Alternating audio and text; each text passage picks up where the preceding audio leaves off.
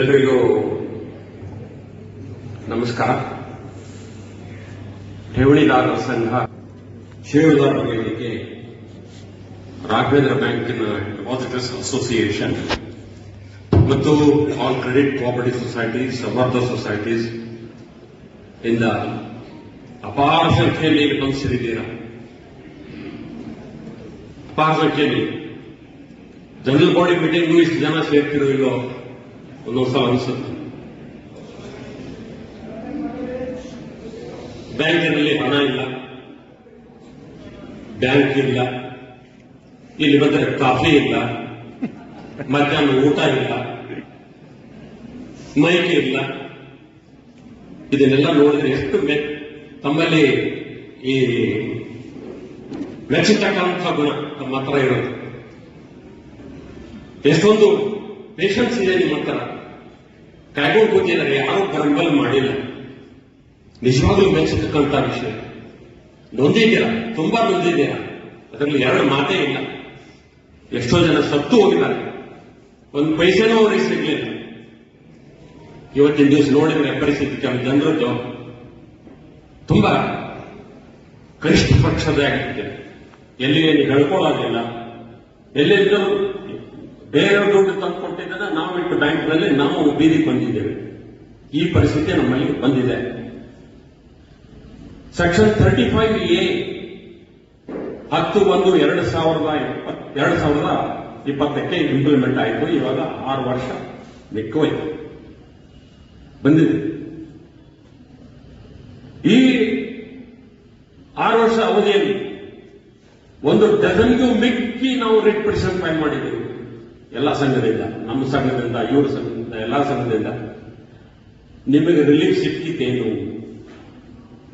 2 relief ಸಿಕ್ತು. ಒಂದು ಬ್ಯಾಂಕಿನ ಲೈಸೆನ್ಸ್ ಕ್ಯಾನ್ಸಲ್ ಮಾಡಬಾರ್ದು ಅಂತ ಒಂದು ಸ್ಟೇ, ಅದು ಕೊನೆಯಲ್ಲಿ ಆರ್ಗ್ಯುಮೆಂಟ್ ಆಗಿ ಜಡ್ಜ್ಮೆಂಟ್ ಕೊನೆಗೆ ನಮ್ಮ ಪಿಟಿಷನ್ ಡಿಸ್ಮಿಸ್ ಆಗಿದೆ. ಇರಲಿ, ಸಬ್ಜೆಕ್ಟ್ಗೆ ಬರ್ತೀನಿ, ಹೇಳ್ಬೇಕಲ್ಲ, ಗೊತ್ತಿರಬೇಕಲ್ಲ ಅವರಿಗೆ. ಇನ್ನೊಂದು ಏನು ನಮಗೆ ರಿಲೀಫ್ ಸಿಕ್ಕಿದ್ದು, DICGC ಅಮೌಂಟ್ ಬಗ್ಗೆ ಒಂದು ರಿಲೀಫ್ ಸಿಕ್ಕಿತ್ತು. ಸೊ ಅದ್ರ ಬಗ್ಗೆ ರಿಟ್ ಪಿಟಿಷನ್ ಫೈಲ್ ಮಾಡಿದ್ದಾರೆ, ರಿಟ್ ಅಪೀಲೂ ಇದೆ. ಈ 6 ವರ್ಷ ಹಂತದಲ್ಲಿ ನಾವು ಗವರ್ಮೆಂಟ್ ಮನಿ ಹಾಕಿದ್ದೀವಿ. ಸ್ಟೇಟ್ ಗವರ್ಮೆಂಟ್ ಆಗಲಿ, ಸೆಂಟ್ರಲ್ ಗವರ್ಮೆಂಟ್ ಆಗಲಿ, RBI ಆಗಲಿ, ಆರ್ಫೀಸ್ ಆಗಲಿ, ಮಲ್ಲಾರೆಡ್ಡಿ ಅವರು ಅಲ್ಲೇ ತುಂಬಾ ಚೆನ್ನಾಗಿ ಆರ್ಗ್ಯುಮೆಂಟ್ ಮಾಡಿದ್ರು. ಏನ್ ರಿಲೀಫ್ ಸಿಕ್ತು? ಅಡ್ವೊಕೇಟ್ಸ್ ಅಂತ ಎಷ್ಟೋ ಆಫೀಸ್ನ ಅಡ್ವೊಕೇಟ್ಸ್ ಭೇಟಿ ಮಾಡಿದ್ದೀವಿ, ಗಂಟೆಗಟ್ಟಲೆ ಅವರ ಆಫೀಸಿನಲ್ಲಿ ಚರ್ಚೆ ಮಾಡಿದ್ದೀವಿ. ಚಾರ್ಟರ್ಡ್ ಅಕೌಂಟ್ಸ್ ಅಂತ ಓದಿವಿ, ಏನಾದ್ರು ಒಂದು ನಮಗೆ ಕ್ಲೂ ಕೊಡು, ತೋರಿಸ್ತಾರಪ್ಪ, ಏನಾದ್ರು ಒಂದು ಮಾಡಿ ಅಂತ ಹೇಳಿದೀವಿ. ಎಲ್ಲಿಯೂ ನಮ್ಗೆ ರಿಲೀಫ್ ಸಿಗಲಿಲ್ಲ. ಕೊನೆಗೆ ಅವರು ಲಾಯರ್ ಹತ್ರ ನಾವು ಹೋದ್ವಿ. ನಮ್ಮೆಲ್ಲ ಕಷ್ಟ ಕೇಳ್ಕೊಂಡ್ರು. 3-4 ಸಿಟ್ಟಿಂಗ್ ಆಯ್ತು. ಗುರುರಾಜ್ ಬಂದರು, ಹರೀಶ ಬಂದಿದ್ರು, ರಾಜೀವ್ ಇದ್ರು, ಸುಬ್ರಾಯ್ ಇದ್ರು, ಸಂಜೀವ್ ಇದ್ರು.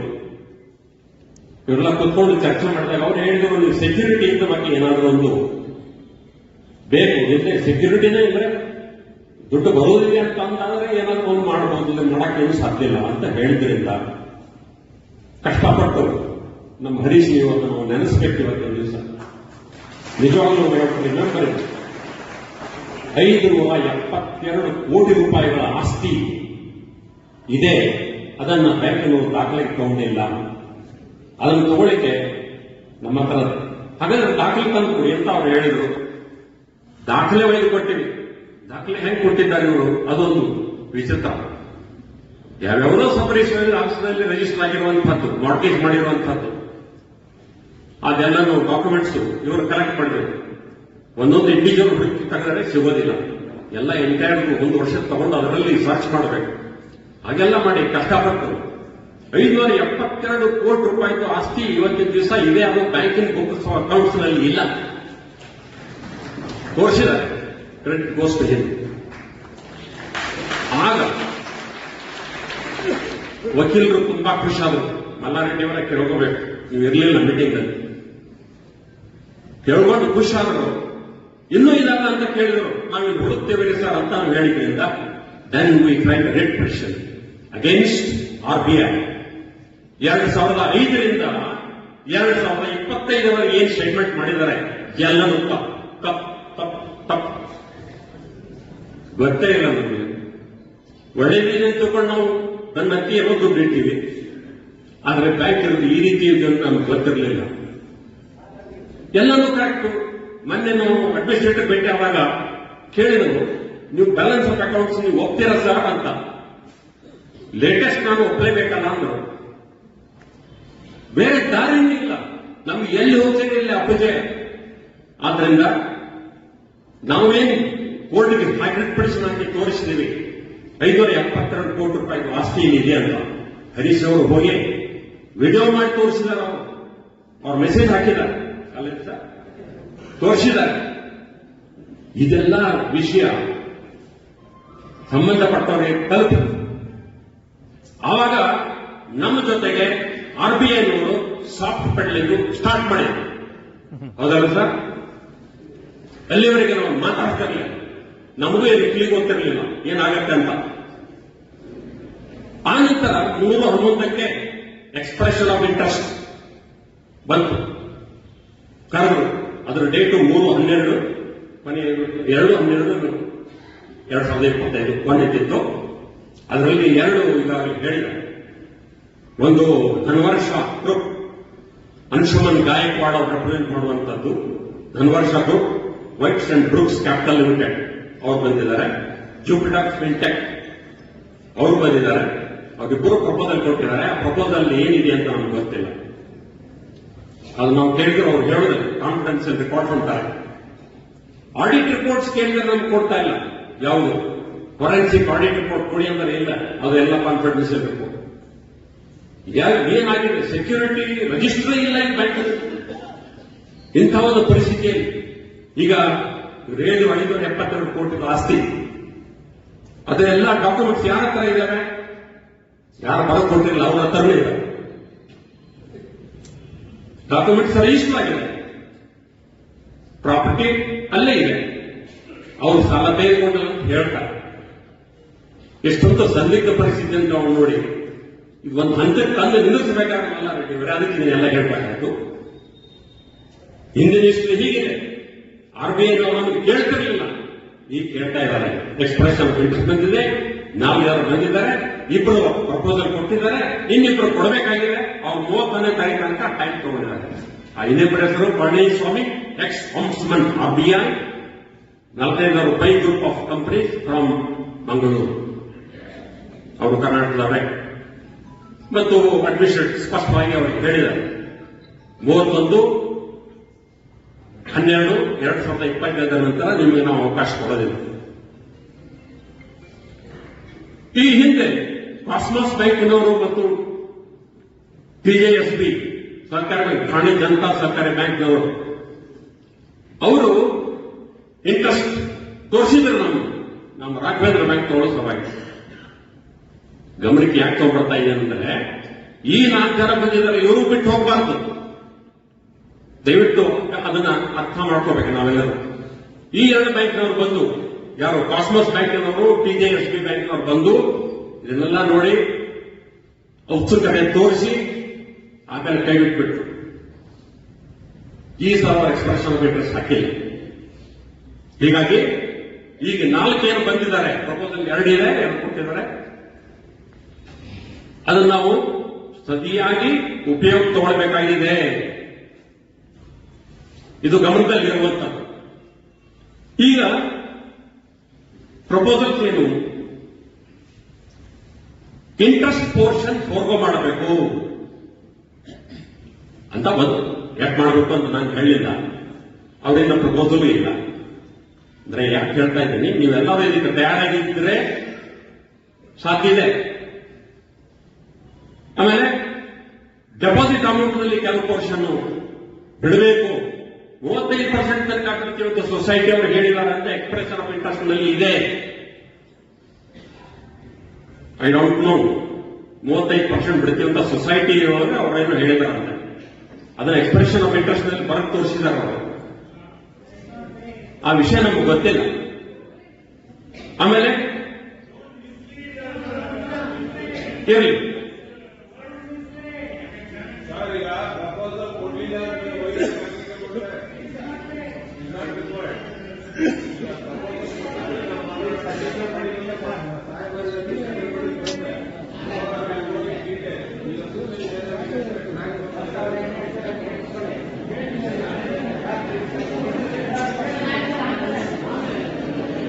ಅದು ಆಮೇಲೆ ಚರ್ಚೆ ಮಾಡೋಣ. ಪ್ರಶ್ನೆ ಕೇಳಿ ಅದು ಉತ್ತರ ಕೊಡ್ತಾರೆ.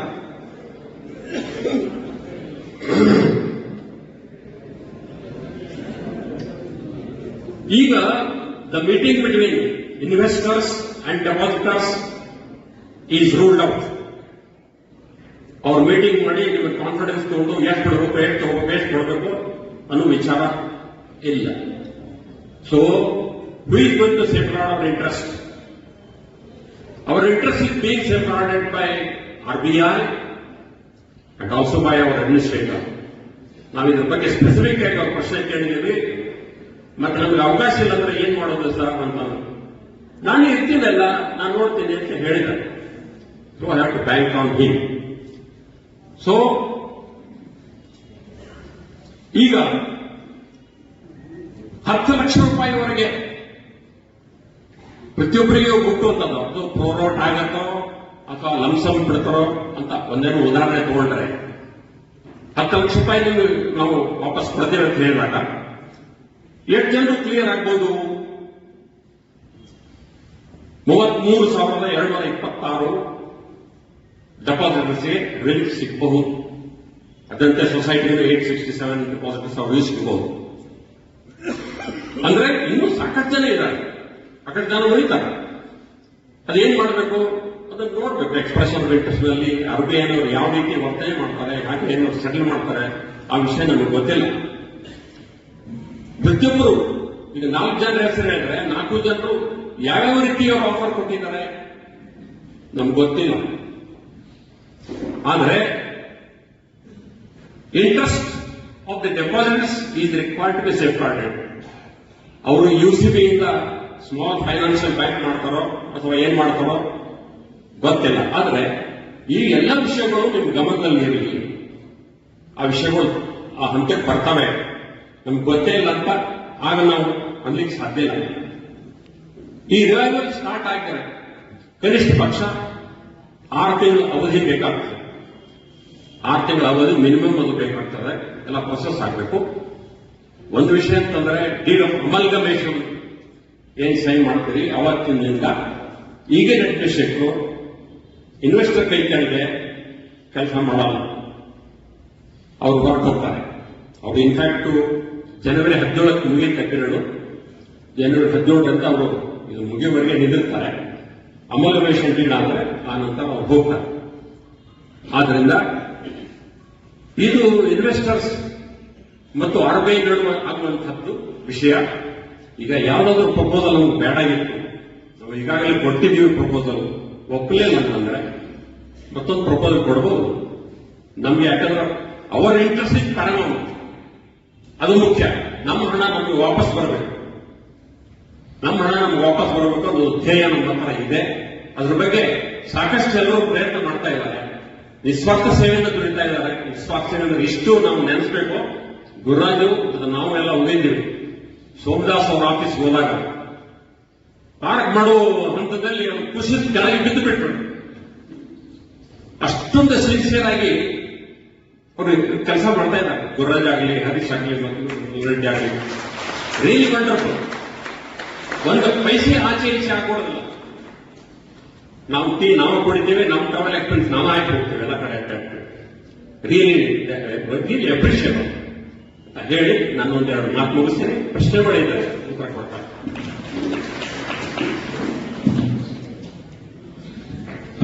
ಮುಂದೆ ಧನ್ಯವಾದಗಳು ದೇಶಪಾಂಡೆ ಸರ್, ಜಸ್ಟಿಸ್ ದೇಶಪಾಂಡೆ ಅವರಿಗೆ ಧನ್ಯವಾದಗಳು ಅವರು ಮಾತಾಡಿದ್ದಕ್ಕೆ.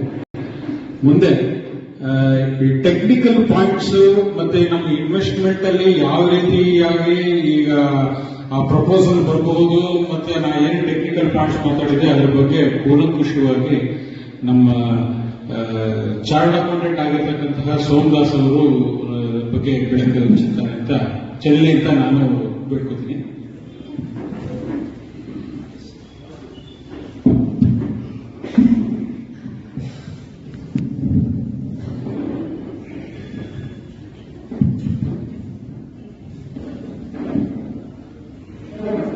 ಎಲ್ಲರಿಗೂ ನಮಸ್ಕಾರಗಳು. ನಾನು ಯಾವತ್ತು ಆಕ್ಷನ್ ಅಲ್ಲಿ ಬಿಲೀವ್ ಮಾಡೋಣ, ಮಾತುಕತೆ ಬಹಳ ಕಡಿಮೆ.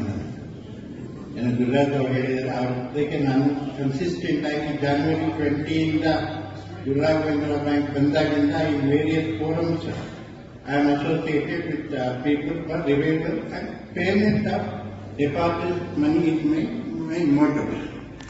ಅದಕ್ಕೆ ವರ್ಕ್ ಮಾಡ್ತಾ ಇದ್ದಿದ್ದು. I am very happy. Expression of interest advertisement release ಆದಾಗ ಗುರುರಾಜ್ ಅವರನ್ನು ಕಳಿಸಿದಾಗ ನಮ್ಗೆ ಅದು it was the opening, one window which was set up, it has opened. It is an opportunity for anybody who wants to bring in money and revive this which is there repeatedly under the critical ICUs ಇರ್ತಕ್ಕಂಥ ಗುರುರಾಘವೇಂದ್ರ ಬ್ಯಾಂಕ್ನ ಈಚೆ ತರೋದಕ್ಕೆ ಒಂದು ಅವಕಾಶ ಸಿಕ್ಕಿದೆ. ಆ ಅವಕಾಶ ಉಪಯೋಗಿಸಿಕೊಂಡು ನಾವು ಎಕ್ಸ್ಪ್ರೆಷನ್ ಆಫ್ ಇಂಟ್ರೆಸ್ಟ್ ಬಂದ್ಮೇಲೆ ಪರ್ಟಿಕ್ಯುಲರ್ಲಿ ನಾನು ಸಿನ್ಸಿಯರ್ಲಿ ಟ್ರೈ ಮಾಡ್ತಾ ಇದ್ದೀನಿ to bring in a group of people who can participate. It is taking time. No that offers has come, probably we wait for the. But ಒಂದು ಎಲ್ಲರೂ ತಿಳ್ಕೋಬೇಕು, depositors already expression of interest mention ಮಾಡಿದಂಗೆ sacrifice ಮಾಡಬೇಕಾಗುತ್ತೆ. ಯಾಕಂದ್ರೆ ಹೊಸ investors they would look ಇಟ್ಟು ಈ company ತಗೊಂಡು ಅಮಾಲ್ಗಮೇಟ್ ಮಾಡಬೇಕು, ಅದೆಲ್ಲ ಟೆಕ್ನಿಕಲ್ ಥಿಂಗ್ಸ್. ಯಾರೇ ಅವ್ರಿಗೂ ಒಳ್ಳೆ good money can be thrown on bad money. To recover the bad money nobody will invest good money. But in this case, some opportunities are there, like only avenue for reviving Gururakendra Bank is a small, converting into a small finance bank. ಅದನ್ನು ನಾವು January 20 ನಾವು try ಮಾಡ್ತಾ ಇದ್ವಿ. ಈಗ opportunity ಬಂದಿದೆ, ಒಂದು ಫೈನಾಲಿಟಿನೂ ಬಂದಿದೆ. Account ಸರಿಯಾಗಿರಲಿಲ್ಲ, last ತುಂಬಾ ಜಾಸ್ತಿ ತೋರಿಸ್ಬಿಟ್ಟಿದ್ರು, ಅದನ್ನೆಲ್ಲ ಇವಾಗ ಕಡಿಮೆ ಆಗಿದೆ. ಇವಾಗ ಇರ್ತಕ್ಕಂಥ ಸಿಚುವೇಶನ್ ಅಲ್ಲಿ ಯಾವ ಇನ್ವೆಸ್ಟರ್ಸ್ ಬಂದೇ ಆಗೋ ಆಗ ಯಾವ ಪ್ರಪೋಸಲ್ ಬರುತ್ತೆ ನೋಡಿ, ಆಮೇಲೆ ಡೆಪಾಸಿಟರ್ಸ್ ಇಂಟ್ರೆಸ್ಟ್ ಫರ್ದರ್ ಅದು if it is not suitable for protecting 100% the interest of the depositor, there is an avenue. We can always challenge that. ಇವಾಗ ಅಡ್ಮಿನಿಸ್ಟ್ರೇಟರ್ ಆಗಲಿ ಹೇಳಂಗೆ ನಾವು ಸದಸ್ಯರು ಬೋರ್ಡ್ ಆಫ್ ಡೈರೆಕ್ಟರ್ಸ್ ಅವ್ರ ಸಂಬಂಧನೇ ಇಲ್ಲ. ಓಡಾಯ್ತು at least depositor, that is the public interest ಇರೋದ್ರಿಂದ RBI is taken interest, they are trying to revive the bank. ಆ ಸಜೆಷನ್ ಅಲ್ಲಿ ಏನ್ ಇನ್ವೆಸ್ಟರ್, ಯಾವ ಇನ್ವೆಸ್ಟರ್ ಯಾವ ತರ ಪ್ರಪೋಸಲ್ ಕೊಡ್ತಾರೆ, whether it is feasible, acceptable to the depositors, later on in the different forums we have to look forward.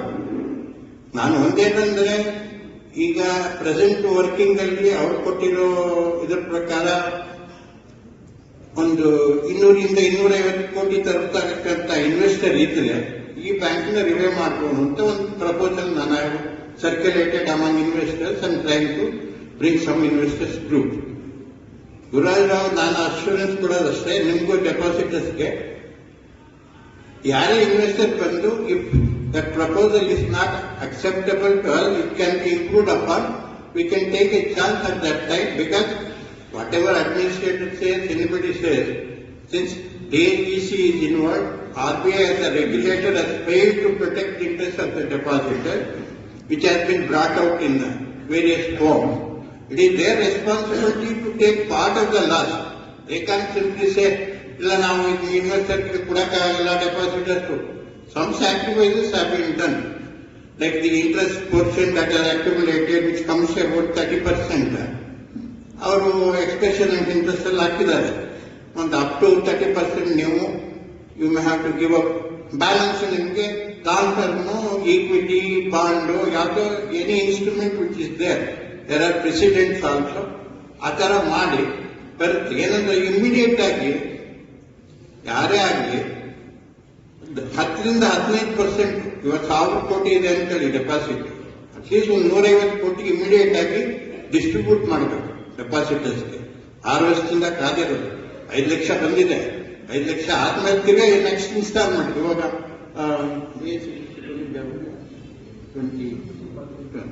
21 DICGC 5 lakh ಕೊಟ್ಟರು. ಅದಾದ್ಮೇಲೆ ಇವಾಗ ಆಲ್ರೆಡಿ 5 ವರ್ಷ ಆಗ್ತಾ ಬಂತು. So some amount has to be paid to the depositor. Only issue is whether ಒಂದು amount ಅದ್ರ ಕೆಳಗಡೆ ಇರೋರಿಗೆ ಎಲ್ರಿಗೂ ಪೂರ್ತಿ ಕೊಟ್ಬಿಡೋದ ಅಥವಾ ಎಲ್ರೂ ಖಾಲಿ ಆದ್ರೆ ಪುರಾವೇಟ ಕೊಡಬೇಕಂತ. ಅದು ಇನ್ವೆಸ್ಟರ್ ಬರೋರು ಅವರು ವಾಟ್ ಕನ್ವೀನಿಯನ್ಸ್ ಸಿಎಸ್ ಗಾಟ್ ಅವ್ರ ಕಂಫರ್ಟ್ ಲೆವೆಲ್ ಮೇಲೆ ಡಿಸೈಡ್ ಆಗುತ್ತೆ. But 10-15% of the deposit 100-150 crore how to distribute to the depositors. I think any proposal that is carrying RBI ಆಗಲಿ ಅಡ್ಮಿನಿಸ್ಟ್ರೇಟಿವ್ ಆಗಲಿ ಐ ಥಿಂಕ್ ಎಸೆನ್ಸ್ ಅಷ್ಟು ಒಂದು 150 crore they have to distribute to the depositors immediately. Balance will be converted equity ಅಥವಾ long term debt financial instruments ಇದೆ which is acceptable both to RBI and the investor. ಅದ್ರ ಪ್ರಕಾರ in further balance ಅಮೌಂಟ್ಗೆ ಹಂಗೆ ಅದು 5 ವರ್ಷ ಇರ್ಬೋದು, 6 ವರ್ಷ ಇರ್ಬೋದು, 10 ವರ್ಷ ಇರ್ಬೋದು, ಕಾಯಬೇಕಾಗುತ್ತೆ. ಹರೀಶ್ ಅವ್ರು ಹೇಳಿದಂಗೆ ದುಡ್ಡು ಬರುತ್ತೆ, ಮಿಕ್ಕಿದ ದುಡ್ಡು ಯಾರಿಗೆ ಬರುತ್ತೆ ಇಮಿಡಿಯೇಟ್ ಆಗಿ ಬರೋದು 10-15% ಬಿಟ್ಟರೆ ಮಿಕ್ಕಿದೆಲ್ಲ in installments you may get it. Small finance bank ಆದರೆ ಇಮಿಡಿಯೇಟ್ಲಿ ಕ್ಯಾಪಿಟಲ್ ನೀವೇನ್ ಕ್ಯಾಪಿಟಲ್ ಅಂತ ಇನ್ವೆಸ್ಟ್ ಮಾಡಿರ್ತೀರಾ ಒಂದು ಲಾಕ್ ಇನ್ ಪೀರಿಯಡ್ ಅಂತ ಇರುತ್ತೆ 1 or 2 years. ಅದಾದ್ಮೇಲೆ ಸ್ಮಾಲ್ ಫೈನಾನ್ಸ್ ಬ್ಯಾಂಕ್ ಲಿಸ್ಟಿಂಗ್ ಆಗುತ್ತೆ, ಅಂದ್ರೆ ಪಬ್ಲಿಕ್ ಆಗಿ ಶೇರ್ ಬರುತ್ತೆ. ಆ ಟೈಮ್ನಲ್ಲಿ ಆಫ್ಟರ್ 2 years ನೀವು ಯಾವ್ದ ಕ್ಯಾಪಿಟಲ್ ಅಕ್ಸೆಪ್ಟ್ ಮಾಡ್ಕೊಂಡಿರ್ತೀರಿ ಈಕ್ವಿಟಿ ಕ್ಯಾಪಿಟಲ್ ಅದನ್ನ ಎನ್ಕ್ಯಾಶ್ ಮಾಡ್ಕೊಳ್ಬೇಕು ಮಾರ್ಕೆಟ್ ಅಲ್ಲಿ. ಅಂದ್ರೆ ನೀವು ಹಾಕಿರೋ ದುಡ್ಡು ಫುಲ್ ಬರ್ಬೋದು ಅಥವಾ ಅದ್ರ ಜೊತೆಗೆ ಅಪ್ರಿಸಿಯೇಷನ್ ಸೇರಿಸಿ ಇವ್ನ get the money. That is the another solution that is available. ದೋ ಪೇಪರ್ ಅಲ್ಲಿ ಅದು ನಿಮಗೆ 10 ವರ್ಷ ಆಗುತ್ತೆ ಲಾಂಗ್ ಟರ್ಮ್ ಅಂತ ಇದ್ರೂ ಈಕ್ವಿಟಿ ನೀವು ಇನ್ವೆಸ್ಟ್ ಮಾಡೋದು ಸ್ಮಾಲ್ ಫೈನಾನ್ಸ್ ಬ್ಯಾಂಕ್ ಕನ್ವರ್ಟ್ ಆದರೆ ನಿಮಗೆ ಡೆಪಾಸಿಟರ್ಸ್ಗೆ ನೀವು ಸದಸ್ಯರಾಗ್ತೀರ, ಮೆಂಬರ್ಸ್ ಆಗ್ತೀರ ಆ ಕಂಪನಿಗೆ. ಬಟ್ ನೀವು ಅದನ್ನು ಎನ್ಕ್ಯಾಶ್ ಮಾಡ್ಕೋಬಹುದು. ಕೋಆಪರೇಟಿವ್ ಬ್ಯಾಂಕ್ ಅಲ್ಲಿ ನಾವು ಹಾಕಿರೋದು ಸದಸ್ಯ ದುಡ್ಡು ನಾವು ಎನ್ಕ್ಯಾಶ್ ಮಾಡ್ಕೊಳ್ಳೋಕ್ಕಾಗಲ್ಲ. ವೆರಿ ಸ್ಮಾಲ್ ಪೋರ್ಷನ್ ಟ್ರಾನ್ಸ್ಫರ್ ಆಗುತ್ತೆ, ಅದನ್ನು ತಗೋಬಹುದು. But small finance bank public limited company ಆಗೋದ್ರಿಂದ share can be transferred, can be sold also. That is the main advantage. ಇವಾಗ ಇಷ್ಟೇ ಆದರೆ ಅಚೀವ್ಮೆಂಟ್ ಏನಂದ್ರೆ ಎಕ್ಸ್ಪ್ರೆಷನ್ ಇಂಟ್ರೆಸ್ಟ್ ಅಂತ ಕಾಣುವ indirectly saying that the RBI has not continued their decision to close down the bank. There is a relook. ತುಂಬಾ pressure ಆಗ್ತಾ ಇದ್ರು. ನನಗೆ ತಿಳಿದ ಮಟ್ಟಿಗೆ ಅದೇನಂದ್ರೆ ಅವ್ರು ಲಾಸ್ ಜಾಸ್ತಿ ತೋರಿಸಿ ಯಾವ ಇನ್ವೆಸ್ಟರ್ ಬರ್ದೇ ಇರಂಗೆ ಹೆದರಿಕೆ ಹುಟ್ಟಿಸಿ ತುಂಬಾ ಪ್ರಾಬ್ಲಮ್ ಆಗಿತ್ತು. ಆ ಸಿಚುಯೇಷನ್ ಇವತ್ತು ಕ್ಲಿಯರ್ ಆಗಿದೆ. ಈ ಯಾವ್ದೋ ಒಂದು 500 ಕೋಟಿ 600 ಕೋಟಿ ಕೊಲಾಟರಲ್ ಸೆಕ್ಯೂರಿಟಿ ಇದೆ, ಅದನ್ನು ಕನ್ಸಿಡರ್ ಮಾಡಿಲ್ಲ ಅಂತ ಇವ್ರು ರಿಟ್ ಫೇಲ್ ಆದ್ಮೇಲೆ ಇದೇನು ಇದೆ ಅಂತ ಹೇಳ್ಬಿಟ್ಟು ಎಕ್ಸ್ಪ್ರೆಷನ್ ಆಫ್ ಇಂಟ್ರೆಸ್ಟ್ ಅದರಿಂದ ಬಂದಿದೆ ಅಂತ ಇವ್ರು ಇರ್ಬೋದು. That may be one of the driving point for RBI to rule it. ಹೆಂದ್ರೆ ಪ್ರೂಡೆನ್ಸ್ ಏನು ಇಲ್ಲದೆ ಇದ್ರೆ ಅಡ್ವಾನ್ಸ್ ಇಲ್ಲ, ಝೀರೋ ಇದೆ ಬ್ಯಾಲೆನ್ಸ್ ಶೀಟ್ ಅಲ್ಲಿ. ಯಾವ ಬೇಸಿಸ್ ಅಲ್ಲಿ ನಿಮ್ಗೆ ದುಡ್ಡುಗಳಿಗೆ ರಿಕವರಿ ಆಗುತ್ತೆ ಇಲ್ಲ. ಇವಾಗ ಹಿಡನ್ ಅಡ್ವಾನ್ಸಸ್ ಸೆಕ್ಯೂರಿಟಿ ಪೋರ್ಷನ್ ಒಂದು ಸ್ವಲ್ಪ ಇರೋದ್ರಿಂದ some investor may get some interest in reviving the bank by bringing some additional money, carry on the business of banking. To that extent the threat of license liquidation I think now it is not there. ಈಗ ಒಂದು 10% ಈ ಕಡೆ 10% ಆ ಕಡೆ. But some investor will take over Gurravendra Bank with a proper investment coming in, it will be reversed. That much assurance is there as of today. ABC ಯಾರಾದ್ರೂ ಆಗುತ್ತೆ, ಅದು ಸಾಧ್ಯ ಇದೆ. ಲಿಕ್ವಿಡೇಷನ್ ಅಂತೂ ಆಗಲ್ಲ.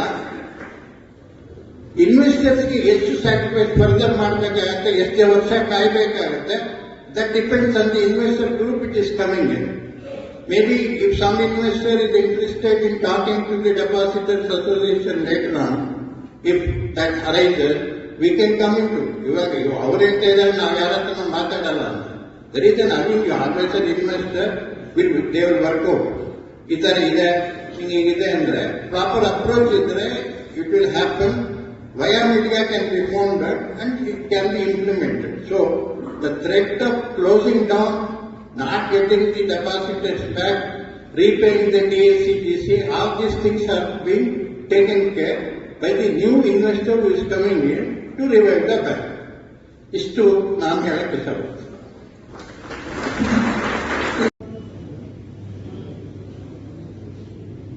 Amarnath, you are called on the stage.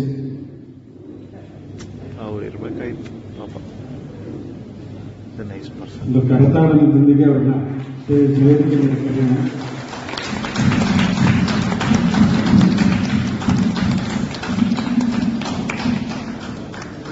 Amarnath is leading economics and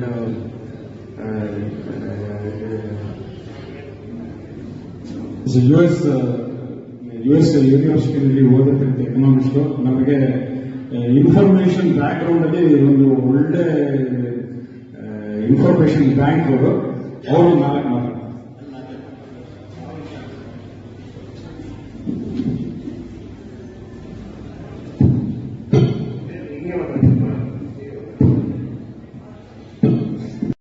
ಏನು English ಬರೋಲ್ಲ, ಕನ್ನಡ ಬರೋಲ್ಲ ಅಂತ ಹೇಳ್ಕೊಂಡು ಹೋಗ್ಬೋದು.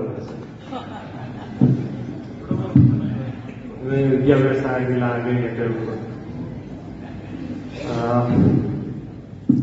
ನಾನು ಠೇವಣಿದಾರ ಸಂಘದಲ್ಲಿ ಇದ್ದೆ, ಈಗಲೂ ಇದ್ದೀನಿ. ಅವಾಗ ಆಫೀಸ್ ಬೇರರ್ ಆಗಿದ್ದೆ. ಒಂದು 6 ತಿಂಗಳಾಯ್ತು, 5 ವರ್ಷ ಮಾಡಿ ನನಗೂ ಬೇರೆ ಕೆಲಸಗಳಿತ್ತು, ಸೊ ರಿಸೈನ್ ಮಾಡಿ. ಸೊ ನನಗೆ ಏನ್ ಇನ್ಫಾರ್ಮೇಶನ್ ಇದೆಯೋ 6 ಮಂತ್ಸ್ ಔಟ್ಡೇಟೆಡ್ ಇನ್ಫಾರ್ಮೇಶನ್. ಸೊ ನಾನು ಅದನ್ನ ಹೇಳಿ ಪ್ರಯೋಜನ ಇಲ್ಲ. ನನಗೆ ಏನ್ ತಿಳ್ಕೊಂಡಿದ್ದೀನಿ, ಗುರುರಾಜ್ ಅವರು, ಹರೀಶ್ ಅವರು ಏನ್ ಹೇಳಿದಾರೋ ಅದನ್ನು ತಿಳ್ಕೊಂಡು ಅದ್ರ ಬೇಸಿಸ್ ಮೇಲೆ ಒಂದೆರಡು ಮಾತಾಡ್ತೀನಿ.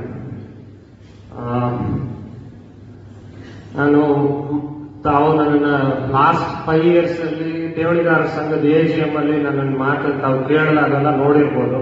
ನಾನು ಮಾತಾಡ್ಬೇಕಾದ್ರೆ ಯಾವುದೇ ರೀತಿಯ ಫಿಲ್ಟರ್ ಇರಲ್ಲ, ಇರೋದನ್ನ ಇದ್ದಂಗೆ ಹೇಳ್ತೀನಿ. ಕೆಲವರು ಮನ್ಸು ಬೇಜಾರಾಗುತ್ತೆ, ಕೆಲವರು ಸತ್ಯ ಸಂತೋಷ ಆಗುತ್ತೆ. ಸೊ ನನಗೆ ಈಗ ತಿಳಿದಿರೋ ವಿಚಾರದಲ್ಲಿ ಹೇಳ್ತೀನಿ. ನಮಗೆ ಏನೇ ಅನುಕೂಲವಾದಂತ ಪ್ರಪೋಸಲ್ ಬಂದ್ರು, ಯಾವುದೇ ರೀತಿಯಾದ ಪ್ರಪೋಸಲ್ ಬಂದ್ರು, ನನ್ನ ಒಂದು ಬೇಡಿಕೆ, ನನ್ನ ಒಂದು ಕೋರಿಕೆ ಭಗವಂತನಲ್ಲಿ ಮತ್ತೆ ಬ್ಯಾಂಕ್ಗೆ ಎಲ್ರಿಗೂ ಅನುಕೂಲ ಆಗ್ಬೇಕು. ಬರೇ ಸ್ಮಾಲ್ ಡೆಪಾಸಿಟರ್ಸ್ ಅಂತ ಅಲ್ಲ, ಲಾರ್ಜ್ ಡೆಪಾಸಿಟರ್ಸ್ ಅಂತ ಅಲ್ಲ, ಇನ್ಸ್ಟಿಟ್ಯೂಷನಲ್ ಡೆಪಾಸಿಟರ್ಸ್, ಇಂಡಿವಿಜುವಲ್ ಡೆಪಾಸಿಟರ್ಸ್ ಅಂತ ಅಲ್ಲ, ಸರ್ವರಿಗೂ ಯಾರ್ಯಾರು ಇದಾರೋ ಬ್ಯಾಂಕ್ ಅಲ್ಲಿ ಎಲ್ಲಾ ತರ ಡೆಪಾಸಿಟರ್ಸ್ಗೂ ಅನುಕೂಲ ಆಗ್ಬೇಕು. ಎಲ್ರು ಒಂದು ಗುಂಪಿಗೆ ಪೂರ್ಣ ಹಣ, ಇನ್ನೊಂದು ಗುಂಪಿಗೆ ಸ್ವಲ್ಪ ಹಣ, ಅದು ನ್ಯಾಯ ಅಲ್ಲ. To be absolutely fair, the money has to go proportionately to all depositors, whether it is individual or institutional, whether it is small depositors or large depositors, or those who are just left with 5 lakhs or those who are left with 50 lakhs or 5 crores. Everybody should get a proportion of their money. Percentage wise is fine. That's my hope, prayer, and as Mr. Gurraj and Hari said, Reserve Bank of India is not going to take my hopes, aspirations and requests into consideration. They will do their own mathematics. Hopefully that will come into fruition very soon. And the second part is, all this has happened basically of few things. One main component of why we are here is because of judiciary. Advocate Mallareddy got a stay order on cancellation of banking license. That was the first and the foremost thing that made Reserve Bank of India extremely worried, because they were unable to get the stay vacated, and they tried a lot in the last few years to get it vacated, and they have not been able to do it. Because they were not able to do it, we were also able to file a case questioning the accounts that were cooked up, made up by the previous administrators, who were reprehensibly bad. Let me make it and repeat it over and over again. The administrators we have had in the past, not the present administrator, the administrators we have had in the past were reprehensibly bad on all counts.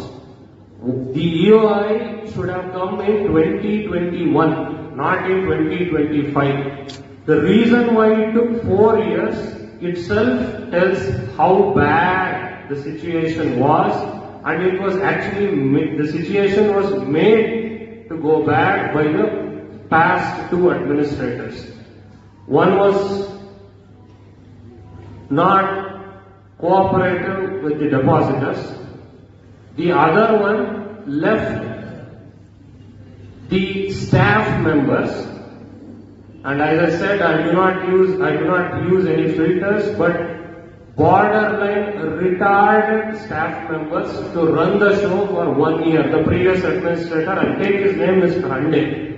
He allowed the retarded, dumb, foolish and stupid staff members to run the show for 1 year without any contribution towards either any sort of progress towards either liquidation, closure or revival.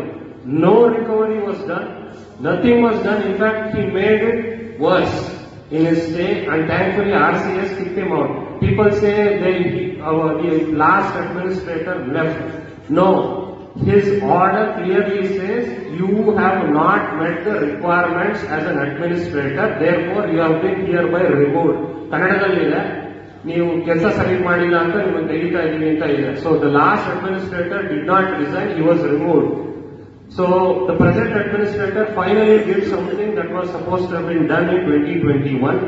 So that's 4.5-5 years too late, but anyways, better late than never ಇಷ್ಟ ಆಗಿದೆ.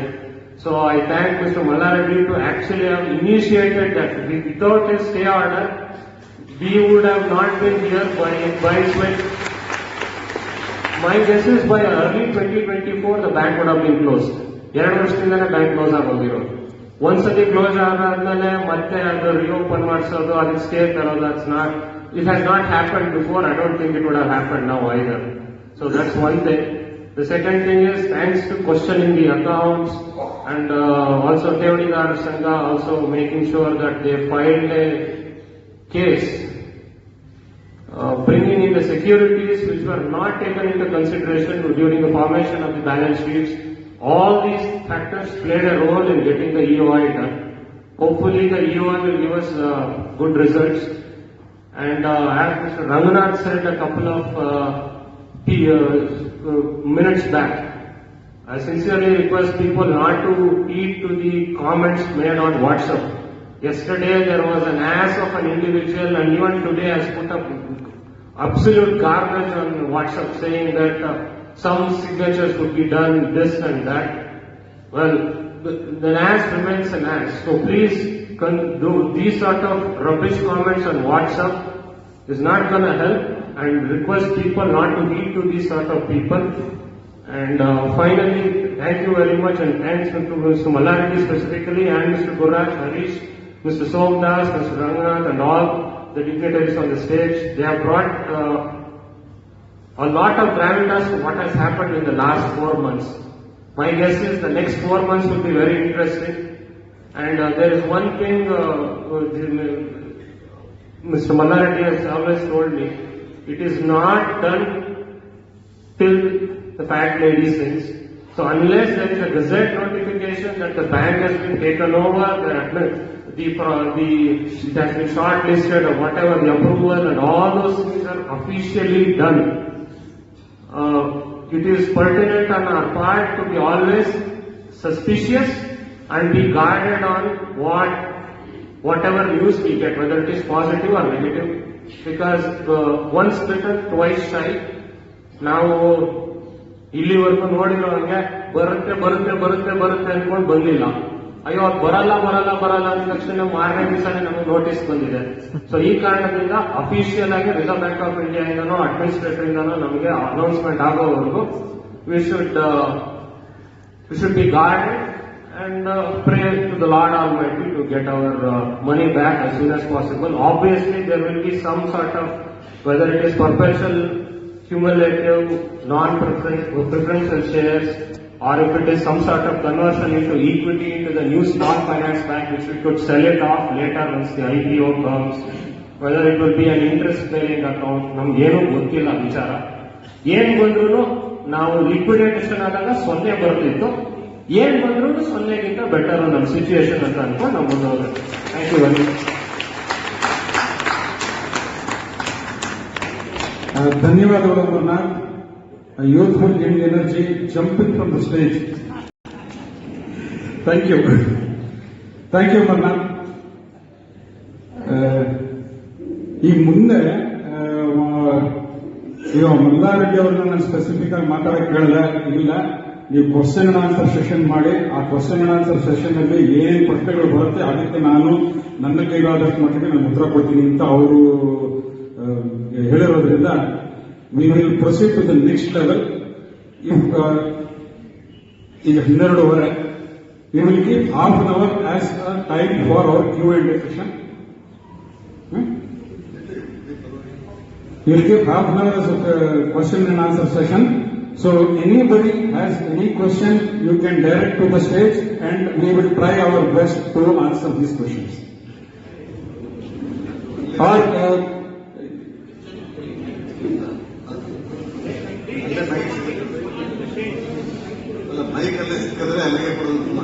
ಯಾರೇ question ಇದೆ you can ಗೊತ್ತು. ಇದು lunch time ಬರ್ತಾ ಇದೆ, ಸಾಕಷ್ಟು ಜನಕ್ಕೆ ಕರೀತಾ ಇದೆ, ನೇಚರ್ ಊಟಕ್ಕೆ ಕರೀತಾ ಇದೆ. ಒಂದು 10 ನಿಮಿಷ, ಒಂದು ಅರ್ಧ ಗಂಟೆ ವೇಟ್ ಮಾಡಿ, ಆಮೇಲಿಂದ disperse everyone. So anybody who has question you can raise. Either mic will come to you or you will be requested to come near the stage. Okay, ಯಾರು ಫಸ್ಟ್ ಕ್ವಶನ್? ಯಾರು? ಹೆಸರು ರಾಮಪ್ರಕಾಶ್ ಅಂತ. ನಿಮ್ಮ ಕ್ವಶನ್ ಅನ್ನ ಬಹಳ specific ಆಗಿ short ಆಗಿ ಕೊಡಿ. Should not be more than 1 minute. ರಾಮಪ್ರಕಾಶ್ ಅಂತ ಕೆಂಗೇರಿ ಉಪನಗರದಿಂದ. ನನ್ನ ಕ್ವಶನ್ ಇಷ್ಟೇ, ಇದುವರೆಗೂ ಆಗಿದ್ದೆಲ್ಲ ತುಂಬಾ ಸಂತೋಷ, ರಿವೈವ್ ಆಗುತ್ತೆ, ಎಲ್ಲವೂ ಬರುತ್ತೆ. ಈ RBI ವರ್ಸಸ್ ಇದು ಇನ್ವೆಸ್ಟರ್ಸ್ ಬರ್ತಾರೆ ಅಂದ್ರೆ ಇದ್ರ ಮಧ್ಯೆ RCS ಏನಾದ್ರು ಬರ್ತಾರ? ಅದಕ್ಕೆ RCS ಏನಾದ್ರು ಅಪ್ರೂವಲ್ ಬೇಕಾ? ಅವ್ರೇನಾದ್ರು ಇದಕ್ಕೆ ಕ್ವಶನ್ ಮಾಡ್ತಾರ? ಟೇಕ್ ಓವರ್ ಆಗುತ್ತೆ ಆಮೇಲೆ ಅದೊಂದು. Next question. ನಮಸ್ಕಾರ, ನನ್ನ ಹೆಸರು ವೆಂಕಟೇಶ್ ಅಂತ ಹೇಳಿ. ನಾನು ರಾಘವೇಂದ್ರ ಬ್ಯಾಂಕ್ ಡಿಪಾಸಿಟರ್ ಹೌದು. ಇನ್ನೊಂದು ಫ್ರಾಡ್ ಆಗಿರುವಂತ ಸಾರ್ವಭೌಮ ಸೊಸೈಟಿಯ ಡಿಪಾಸಿಟರ್ ಹೌದು.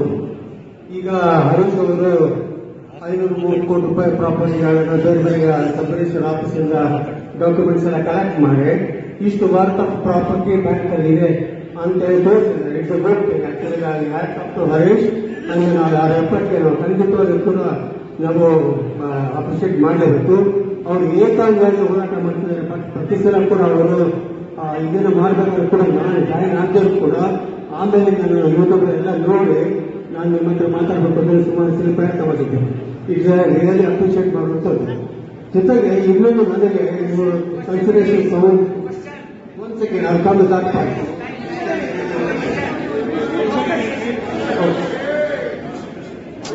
500 ಕೋಟಿ ರೂಪಾಯಿ ರಾಘವೇಂದ್ರ ಬ್ಯಾಂಕ್ ಅಲ್ಲಿ ಇದೆ. ಅಪಾರ್ಟ್ ಫ್ರಮ್ ದಿಸ್ ಸಾರ್ವಭೌಮ ಸಂಸ್ಥೆ ಇದೆ 110 ಕೋಟಿ ರೂಪಾಯಿ ಪ್ರಾಪರ್ಟಿಗಳನ್ನು ಕೆಪಿನವರು ಕಾನ್ಸ್ಟಿಟ್ಯೂಟ್ ಮಾಡಿ ಇಟ್ಕೊಂಡಿದ್ದಾರೆ. ರಾಘವೇಂದ್ರ ಬ್ಯಾಂಕ್ನವರು ನಮಗೂ ನಮ್ಮ ವಿಷಯ ಇರ್ತಿಲ್ಲ, ಅವರು ಕೇಸ್ ಹಾಕಿದ್ದಾರೆ. ಇವಾಗ 530 ಕೋಟಿ ಪ್ಲಸ್ 110 crores 2 ಕನ್ಸೆಷನ್ ತಗೋತಾರೆ. ನೆಕ್ಸ್ಟ್ ಬರೋ ಇನ್ವೆಸ್ಟರ್ಸ್ ಅಂತ ನನಗೊಂದು ಕ್ವಶನ್ ಇದೆ, ಅದಕ್ಕೆ ದಯಮಾಡಿ ಆನ್ಸರ್ ಮಾಡಿ ಕೇಳ್ಕೊತಿದ್ದೀನಿ. Thank you. ಬೇರೆ ಯಾರಾದ್ರೂ ಇದರ ಕ್ವಶನ್ಸ್ ಕೇಳುವಂತವ್ರು? ಹೇಳ್ಬಿಟ್ರಲ್ಲ ಅವರು RBI ಇಂದಾನೆ ಬರ್ಬೇಕು. ಇವ್ರದೇನು ರೋಲ್ ಇಲ್ಲ. ನಾವೇನೇ ಪ್ರಪೋಸಲ್ ಕೊಟ್ಟರು ಅವ್ರು ಅಕ್ಸೆಪ್ಟ್ ಮಾಡ್ತಾರೆ. ನಮಸ್ಕಾರ. ಕೊನೆಯದಾಗಿ ನಾವು ಮಿಸ್ಟರ್ ಹರೀಶ್ ಅವರಿಗೆ, ಗುರುರಾಜ್ ಅವರಿಗೆ ನಾನು ಒಂದನೇ ಹೇಳ್ತಾ ನನ್ನ ಕ್ವಶನ್ ಇಷ್ಟೇ. ಈ ಪ್ರೋಸೆಸ್ ಆಫ್ ಅಟ್ಯಾಕ್ ಯಾರೋ 200 ರೂಪಾಯಿ ಮಾಡುವ ಅಮಾಲ್ಗಮೇಷನ್ ಏನೋ ಆಗಿಬಿಡೋದ್ರೆ the procedures are very many. ಈ ಪ್ರೊಸೀಜರ್ಸ್ ಒಳಗೆ ROC ಇಂದ ನಿಮಗೆ ಈಗ ಏನ್ ಕೇಸ್ ಇದೆ BOD ಬೋರ್ಡ್ ಫಾರ್ಮೇಷನ್ ಆಗತ್ತಾ, ಮತ್ತೆ AGM ಕರೀತಾರ, AGM ಅಲ್ಲಿ ಕನ್ಸೆಂಟ್ ಕೇಳಬೇಕು ಶೇರ್ ಹೋಲ್ಡರ್ಸ್ಗೆ. ಅವರಿಗೆ ಬಲವಂತವಾಗಿ ಕನ್ಸೆಂಟ್ ತಗೋತಾರೋ ಅಥವಾ ನೆಗೋಸಿಯೇಷನ್ ಮುಖಾಂತರ ತಗೋತಾರೋ, ಇದು ಎಲ್ಲದೂ ಕೂಡ ಸ್ವಲ್ಪ ಡೀಟೇಲ್ ಆಗಿ ಯಾವಾಗ ಹೇಳೋದು ಪರವಾಗಿಲ್ಲ. ಈ ಸದ್ಯಕ್ಕೆ ಬ್ರೀಫ್ ಆಗಿ ಪ್ರೆಸಿಡೆಂಟ್ ಬಂದಿರೋ ಯಾರು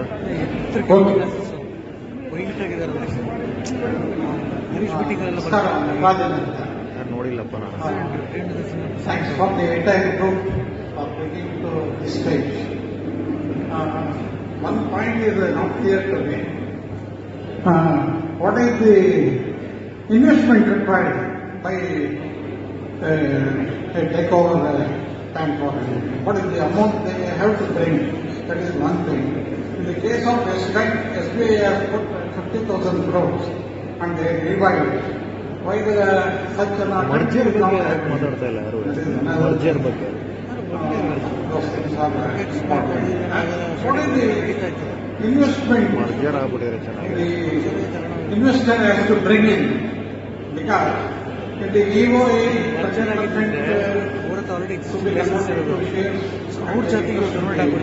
whether the resolution will happen then question understood. Next ಬೇರೆ ಏನಾದರೂ ಪ್ರಶ್ನೆ ಇದೆಯಾ?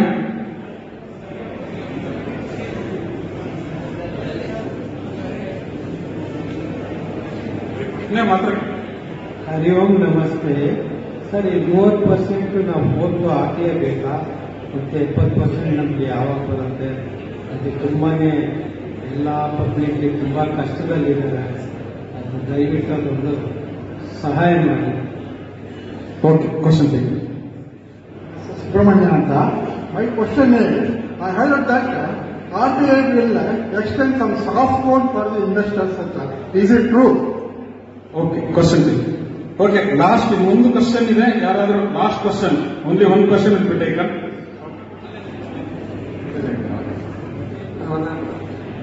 ಅಲ್ಲ, ನೋ ಭಾಷಣ, ಕ್ವಶನ್. ಇದು ಎಕ್ಸಾಕ್ಟ್ ಪಾಯಿಂಟ್ ಸರ್. ಈಗ ಹರೀಶ್ ಅವರು ಒಂದು ಮಾಹಿತಿ ಕೊಟ್ಟರು. 572 ಕೋಟಿ ರೂಪಾಯಿಯಷ್ಟು ಕೊಲ್ಯಾಟರಲ್ ಸೆಕ್ಯೂರಿಟಿಯಿಂದ ಅವರು ಪತ್ತೆ ಮಾಡಿದ್ದಾರೆ ಅಂತ. ಈಗ ನನ್ನ ಪ್ರಶ್ನೆ ಏನು ಅಂದರೆ, ಇದು ವ್ಯಾಲ್ಯೂ ಆಫ್ ದಿ ಕೊಲ್ಯಾಟರಲ್ ಸೆಕ್ಯೂರಿಟಿನೋ ಅಥವಾ value of the collateral security ಎಷ್ಟು ಲೋನಿಗೆ ಮಾತ್ರ ಇದು ಕೊಲ್ಯಾಟರಲ್ ಸೆಕ್ಯೂರಿಟಿ ಅಂತ? ಅಂದರೆ ಸಪೋಸ್ 100 crore rupees ಲೋನ್ ತಗೊಂಡಿದ್ರೆ 572 ಕೋಟಿ ರೂಪಾಯಿ ಕೊಲ್ಯಾಟರಲ್ ಸೆಕ್ಯೂರಿಟಿ ವ್ಯಾಲ್ಯೂ ಇರೋದು ಸಾಧ್ಯತೆ ಇದೆ. DSCG ಪ್ರಶ್ನೆ ಕೇಳಿತ್ತಲ್ಲ. ಓಕೆ, ಈ ಪ್ರಶ್ನೆಗೆ ನಾನು ಇಲ್ಲೇ ಉತ್ತರ ಕೊಟ್ಬಿಡ್ತೀನಿ. ಇದು ಮಾರ್ಟ್ಗೇಜ್ ಡೀಡ್ ನಲ್ಲಿ ಇರತಕ್ಕಂತ ವ್ಯಾಲ್ಯೂ. ಕೇಳಿ. It is not the land value, it is the mortgage value.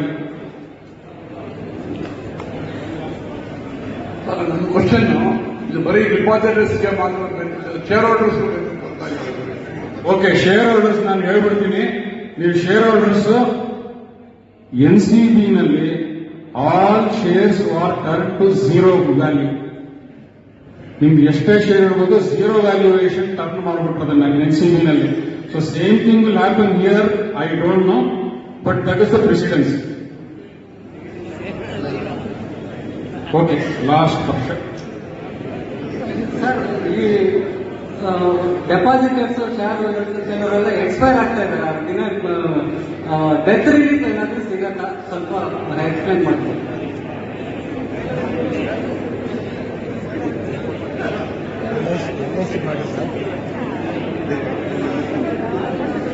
ನಮಸ್ಕಾರ ಎಲ್ಲರಿಗೂ. ದಯವಿಟ್ಟು ಕೇಳಿಸ್ಕೊಳ್ಳಿ.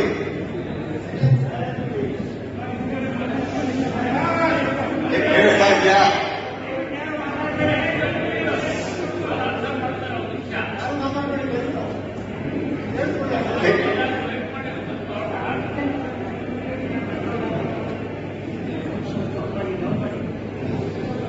ಕೇಳಿಸ್ತಾ ಇದೆಯಾ ಎಲ್ಲರೂ? ಹಿಂದ್ಗಡೆ ಕೇಳಿಸ್ತಾ ಇದೆಯಾ? Very good, thank you. First of all ನಮ್ಗೆಲ್ಲರಿಗೂ ಸಹ ನನ್ನ ಕೃತಜ್ಞತೆಗಳನ್ನು ಹೇಳ್ತೀನಿ. ಇಷ್ಟು ದಿವಸ ಎಷ್ಟು ನೊಂದಿದ್ದೀರೋ ಬಿದ್ದಿದ್ದೀರೋ, ಇಷ್ಟೆಲ್ಲ ಇದ್ರೂ ಸಹ ಇವತ್ತು ಸ್ವಲ್ಪ ಉತ್ಸಾಹ ತೋರಿಸ್ಬಿಟ್ಟು ಬಂದಿದ್ದೀರಿ ಅಂತಂದ್ರೆ ನಿಜವಾಗ್ಲೂ ನಿಮ್ಗೆಲ್ಲರಿಗೂ ಸಹ ಧನ್ಯವಾದಗಳು.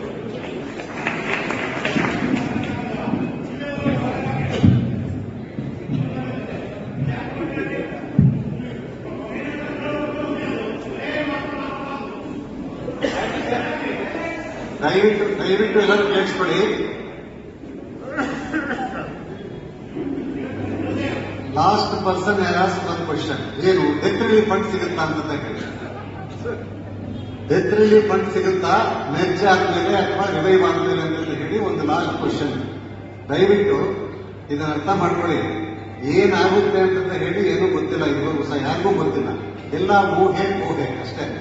ಇಪ್ಪು ಬಟ್ಟು ಇವೆಲ್ಲವೂ ಸಹ RBI ಒಂದು ಸ್ಕೀಮ್ ಮಾಡುತ್ತೆ, ಸ್ಕೀಮ್ ಗೆಜೆಟ್ ಆಗುತ್ತೆ, ಗೆಜೆಟ್ ಆದ್ಮೇಲೆ ಇಂಪ್ಲಿಮೆಂಟ್ ಆಗುತ್ತೆ, ಇಂಪ್ಲಿಮೆಂಟ್ ಆದ್ಮೇಲೆ ನಮಗೆ ಗೊತ್ತಾಗೋದು. ನಿಮ್ಗೆಲ್ಲರೂ ಸಹ Punjab and Maharashtra cooperative bank ವಿಷಯ ಸ್ವಲ್ಪ ಗೊತ್ತಿರುತ್ತೆ ಮೋಸ್ಟ್ಲಿ. ಅದರಲ್ಲಿ ಯಾರನ್ನೂ ಕೇಳಲಿಲ್ಲ, ಯಾವ ಡಿಪಾಸಿಟರ್ಸ್ ಕನ್ಸೆಂಟ್ ತಗೊಳ್ಳಿಲ್ಲ, ಯಾವ ಮೆಂಬರ್ಸ್ ಕನ್ಸೆಂಟ್ ತಗೊಳ್ಳಿಲ್ಲ. ಏಕಾಏಕಿ ಒಂದು ಸ್ಕೀಮ್ ಮಾಡಿದ್ರು, ಗೆಜೆಟ್ ಪ್ರಕಾರ ಇಂಪ್ಲಿಮೆಂಟ್ ಮಾಡಿದ್ರು. ಇಲ್ಲೂ ಸಹ ಕೆಲವರೆಲ್ಲರೂ ಸಹ ನಾವು ಹೇರ್ ಕಟ್ ಇದೆಯಾ ಅಥವಾ ಬೇರ್ ಕಟ್ ಇದೆಯಾ ಇವೆಲ್ಲ ಕೇಳ್ತಿದ್ದಾರೆ. ಅವೆಲ್ಲ ಯಾವ ಕಟ್ಟು ಯಾವ ಇದೆ ಅಂತ ಹೇಳಿ ಏನು ಗೊತ್ತಿಲ್ಲ. 30% ನಾವು ಇಂಟ್ರೆಸ್ಟ್ ಫೋರ್ಗೋ ಮಾಡ್ತೀವಿ ಅಂತ ಹೇಳಿ ಲೆಟರ್ ಕೊಟ್ಟರು ಸಹ ಅದನ್ನೇನು ಪರಿಗಣನೆ ಮಾಡ್ತಾರೆ RBI ಅಂತ ಹೇಳಿ ಅನ್ಕೋಬೇಡಿ ದಯವಿಟ್ಟು. ಅವ್ರದೇ ಒಂದು ಸ್ಕೀಮ್ ಇರ್ತದೆ. ಇನ್ವೆಸ್ಟರ್ ಏನು ಎಷ್ಟು ಸ್ಕ್ವೀಸ್ ಮಾಡಬೇಕು ಇನ್ವೆಸ್ಟರ್ ಮುಖಾಂತರ ಸ್ಕ್ವೀಸ್ ಮಾಡ್ತಾರೆ, ಎಷ್ಟು ಜಾಸ್ತಿ ಇನ್ವೆಸ್ಟ್ ಮಾಡ್ತಾರೆ ಅವ್ರನ್ನ ಚೂಸ್ ಮಾಡ್ತಾರೆ. ಎಲ್ಲ ಈ ಟರ್ಮ್ಸ್ ಅಂಡ್ ಕಂಡೀಷನ್ಸ್ ಎಲ್ಲಾನು ಸಹ ಇನ್ವೆಸ್ಟರ್ ಫ್ರೆಂಡ್ಲಿನೇ ಅವ್ರು ಮಾಡ್ತಾರೆ. ಮಾಡಿಬಿಟ್ಟು ಆ ಸ್ಕೀಮು ಬರುತ್ತೆ. ನಾನು ಅಮರ್ನಾಥ್ ಅವ್ರು ಹೇಳಿದ್ರು ಮಲ್ಲಾರೆಡ್ಡಿ ಅವರು ಯಾವುದು ನಂಬೋದಿಲ್ಲ ಅಂತಂದು ಹೇಳಿ. ಯಾಕೆ ಅಂತಂದ್ರೆ I think few months back new India cooperative bank ಅಂತ ಹೇಳಿ ಬಾಂಬೆ ಬೇಸ್ಡ್ ಬ್ಯಾಂಕ್ ಒಂದು ಎಕ್ಸ್ಪ್ರೆಷನ್ ಆಫ್ ಇಂಟ್ರೆಸ್ಟ್ ಕಾಲ್ಫರ್ ಮಾಡಿದ್ರು. August 12th is the last date for submission of expression of interest ಅಂತ ಹೇಳಿದ್ರು. ಆದ್ರೆ 8ನೇ ತಾರೀಕಿಗೆ 4 ದಿವಸ ಇದ್ದಂಗೆ ಬ್ಯಾಂಕಿಂಗ್ ಲೈಸೆನ್ಸ್ ಕ್ಯಾನ್ಸಲ್ ಮಾಡಿದ್ರು. ಸೊ ಯಾವುದೂ ಸಹ ನಾವು 100% ಅಂತ ಹೇಳೋದಕ್ಕಾಗೋದಿಲ್ಲ. ಹೋಪ್ಸು ಇನ್ನೊಂದು ಇಟ್ಕೋಬೇಕು. Without hope there is no life at all. ಬೆಳಿಗ್ಗೆ ಹೇಳ್ತೀವಿ ಅಂತಂತ ಇದ್ರೆ ಮಾತ್ರ ರಾತ್ರಿ ಮಲಗ್ತೀವಿ, ಏನು ಆತಂಕ ಇಲ್ಲದೆ ಮಲಗ್ತೀವಿ. ಬೆಳಿಗ್ಗೆ ಹೇಳೋದಿಲ್ಲ ಅಂತಂದ್ರೆ ರಾತ್ರಿ ಎಲ್ಲ ಆತಂಕ ಇರುತ್ತೆ. ಅದಕ್ಕೋಸ್ಕರ ಈಗ ಸಾಕಷ್ಟು ನೀವೆಲ್ಲರೂ ಸಹ ನಮ್ಮ ಗುರುರಾಜ್ ಅವರು ಕನ್ವೀನ್ ಮಾಡಿರುವಂತಹ ಮೀಟಿಂಗ್ ಒಂದು ತೇಜಸ್ವಿ ಸೂರ್ಯ ಅವರು ಬಂದು ಅಡ್ರೆಸ್ ಮಾಡಿದ್ರು. ರೇಜರ್ ಡೇ ಬರುತ್ತೆ ಅಂತ ಹೇಳಿ ಅಶ್ಯೂರೆನ್ಸ್ ಕೊಟ್ಟರು. ಖುಷಿಯಾಗಿ ಎಲ್ಲರೂ ಸಹ ಊಟ ಮಾಡ್ಕೊಂಡು ಹೋದ್ರಿ. ಏನಾಯ್ತು? ಅದಕ್ಕೋಸ್ಕರನೇ ನಾವು ತಾಳ್ಮೆ ಇದರಿಂದ ಕಾದಿದ್ದೀವಿ ಇಷ್ಟೊತ್ತು ಸಹ. ಇನ್ನು ಮೇಲೆ ಅನದರ್ ಒಂದು 2-3 ಮಂತ್ಸ್ ತಾಳ್ಮೆಯಿಂದ ಕಾಯೋಣ ಅಷ್ಟೇ ಬಿಟ್ರೆ ಯಾವುದೇ ಊಹೆಗೆ, ಯಾವುದೇ ಪ್ರಚಾರಕ್ಕೆ, ಯಾವುದೇ ಒಂದು ತಪ್ಪು ಕಲ್ಪನೆಗಳಿಗೆ ನೀವು ದಯವಿಟ್ಟು ದಾರಿ ಮಾಡಿಕೊಡ್ಬೇಡಿ. ನಿಮ್ಮ ಮಾನಸಿಕ ಆರೋಗ್ಯ ಹದಗೆಡಿಸ್ಕೊಬೇಡಿ ಅಂತ ಹೇಳಿ ನಾನು ಹೇಳ್ತೀನಿ.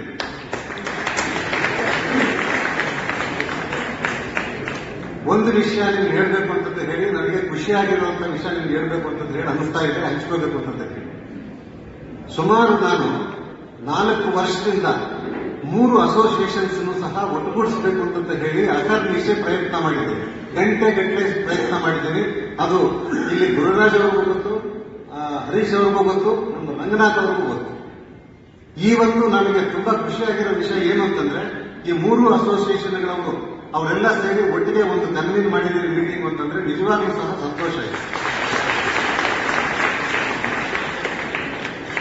ಇನ್ನೊಂದು ವಿಷಯ ನಾನು ಹೇಳ್ಕೋಬೇಕು ಅಂತ ಅನ್ಸೋದು, ಈ 3 ಜನರೇ ಅಲ್ಲ, 3 ಅಸೋಸಿಯೇಷನ್ಗಳೆಲ್ಲ 3 ಅಸೋಸಿಯೇಷನ್ ಮೆಂಬರ್ಗಳೇ ಅಲ್ಲ, ಮೆಂಬರ್ಗಳಲ್ಲದೆ ಇರುವಂತವ್ರು ನಮ್ಮಂತವ್ರು.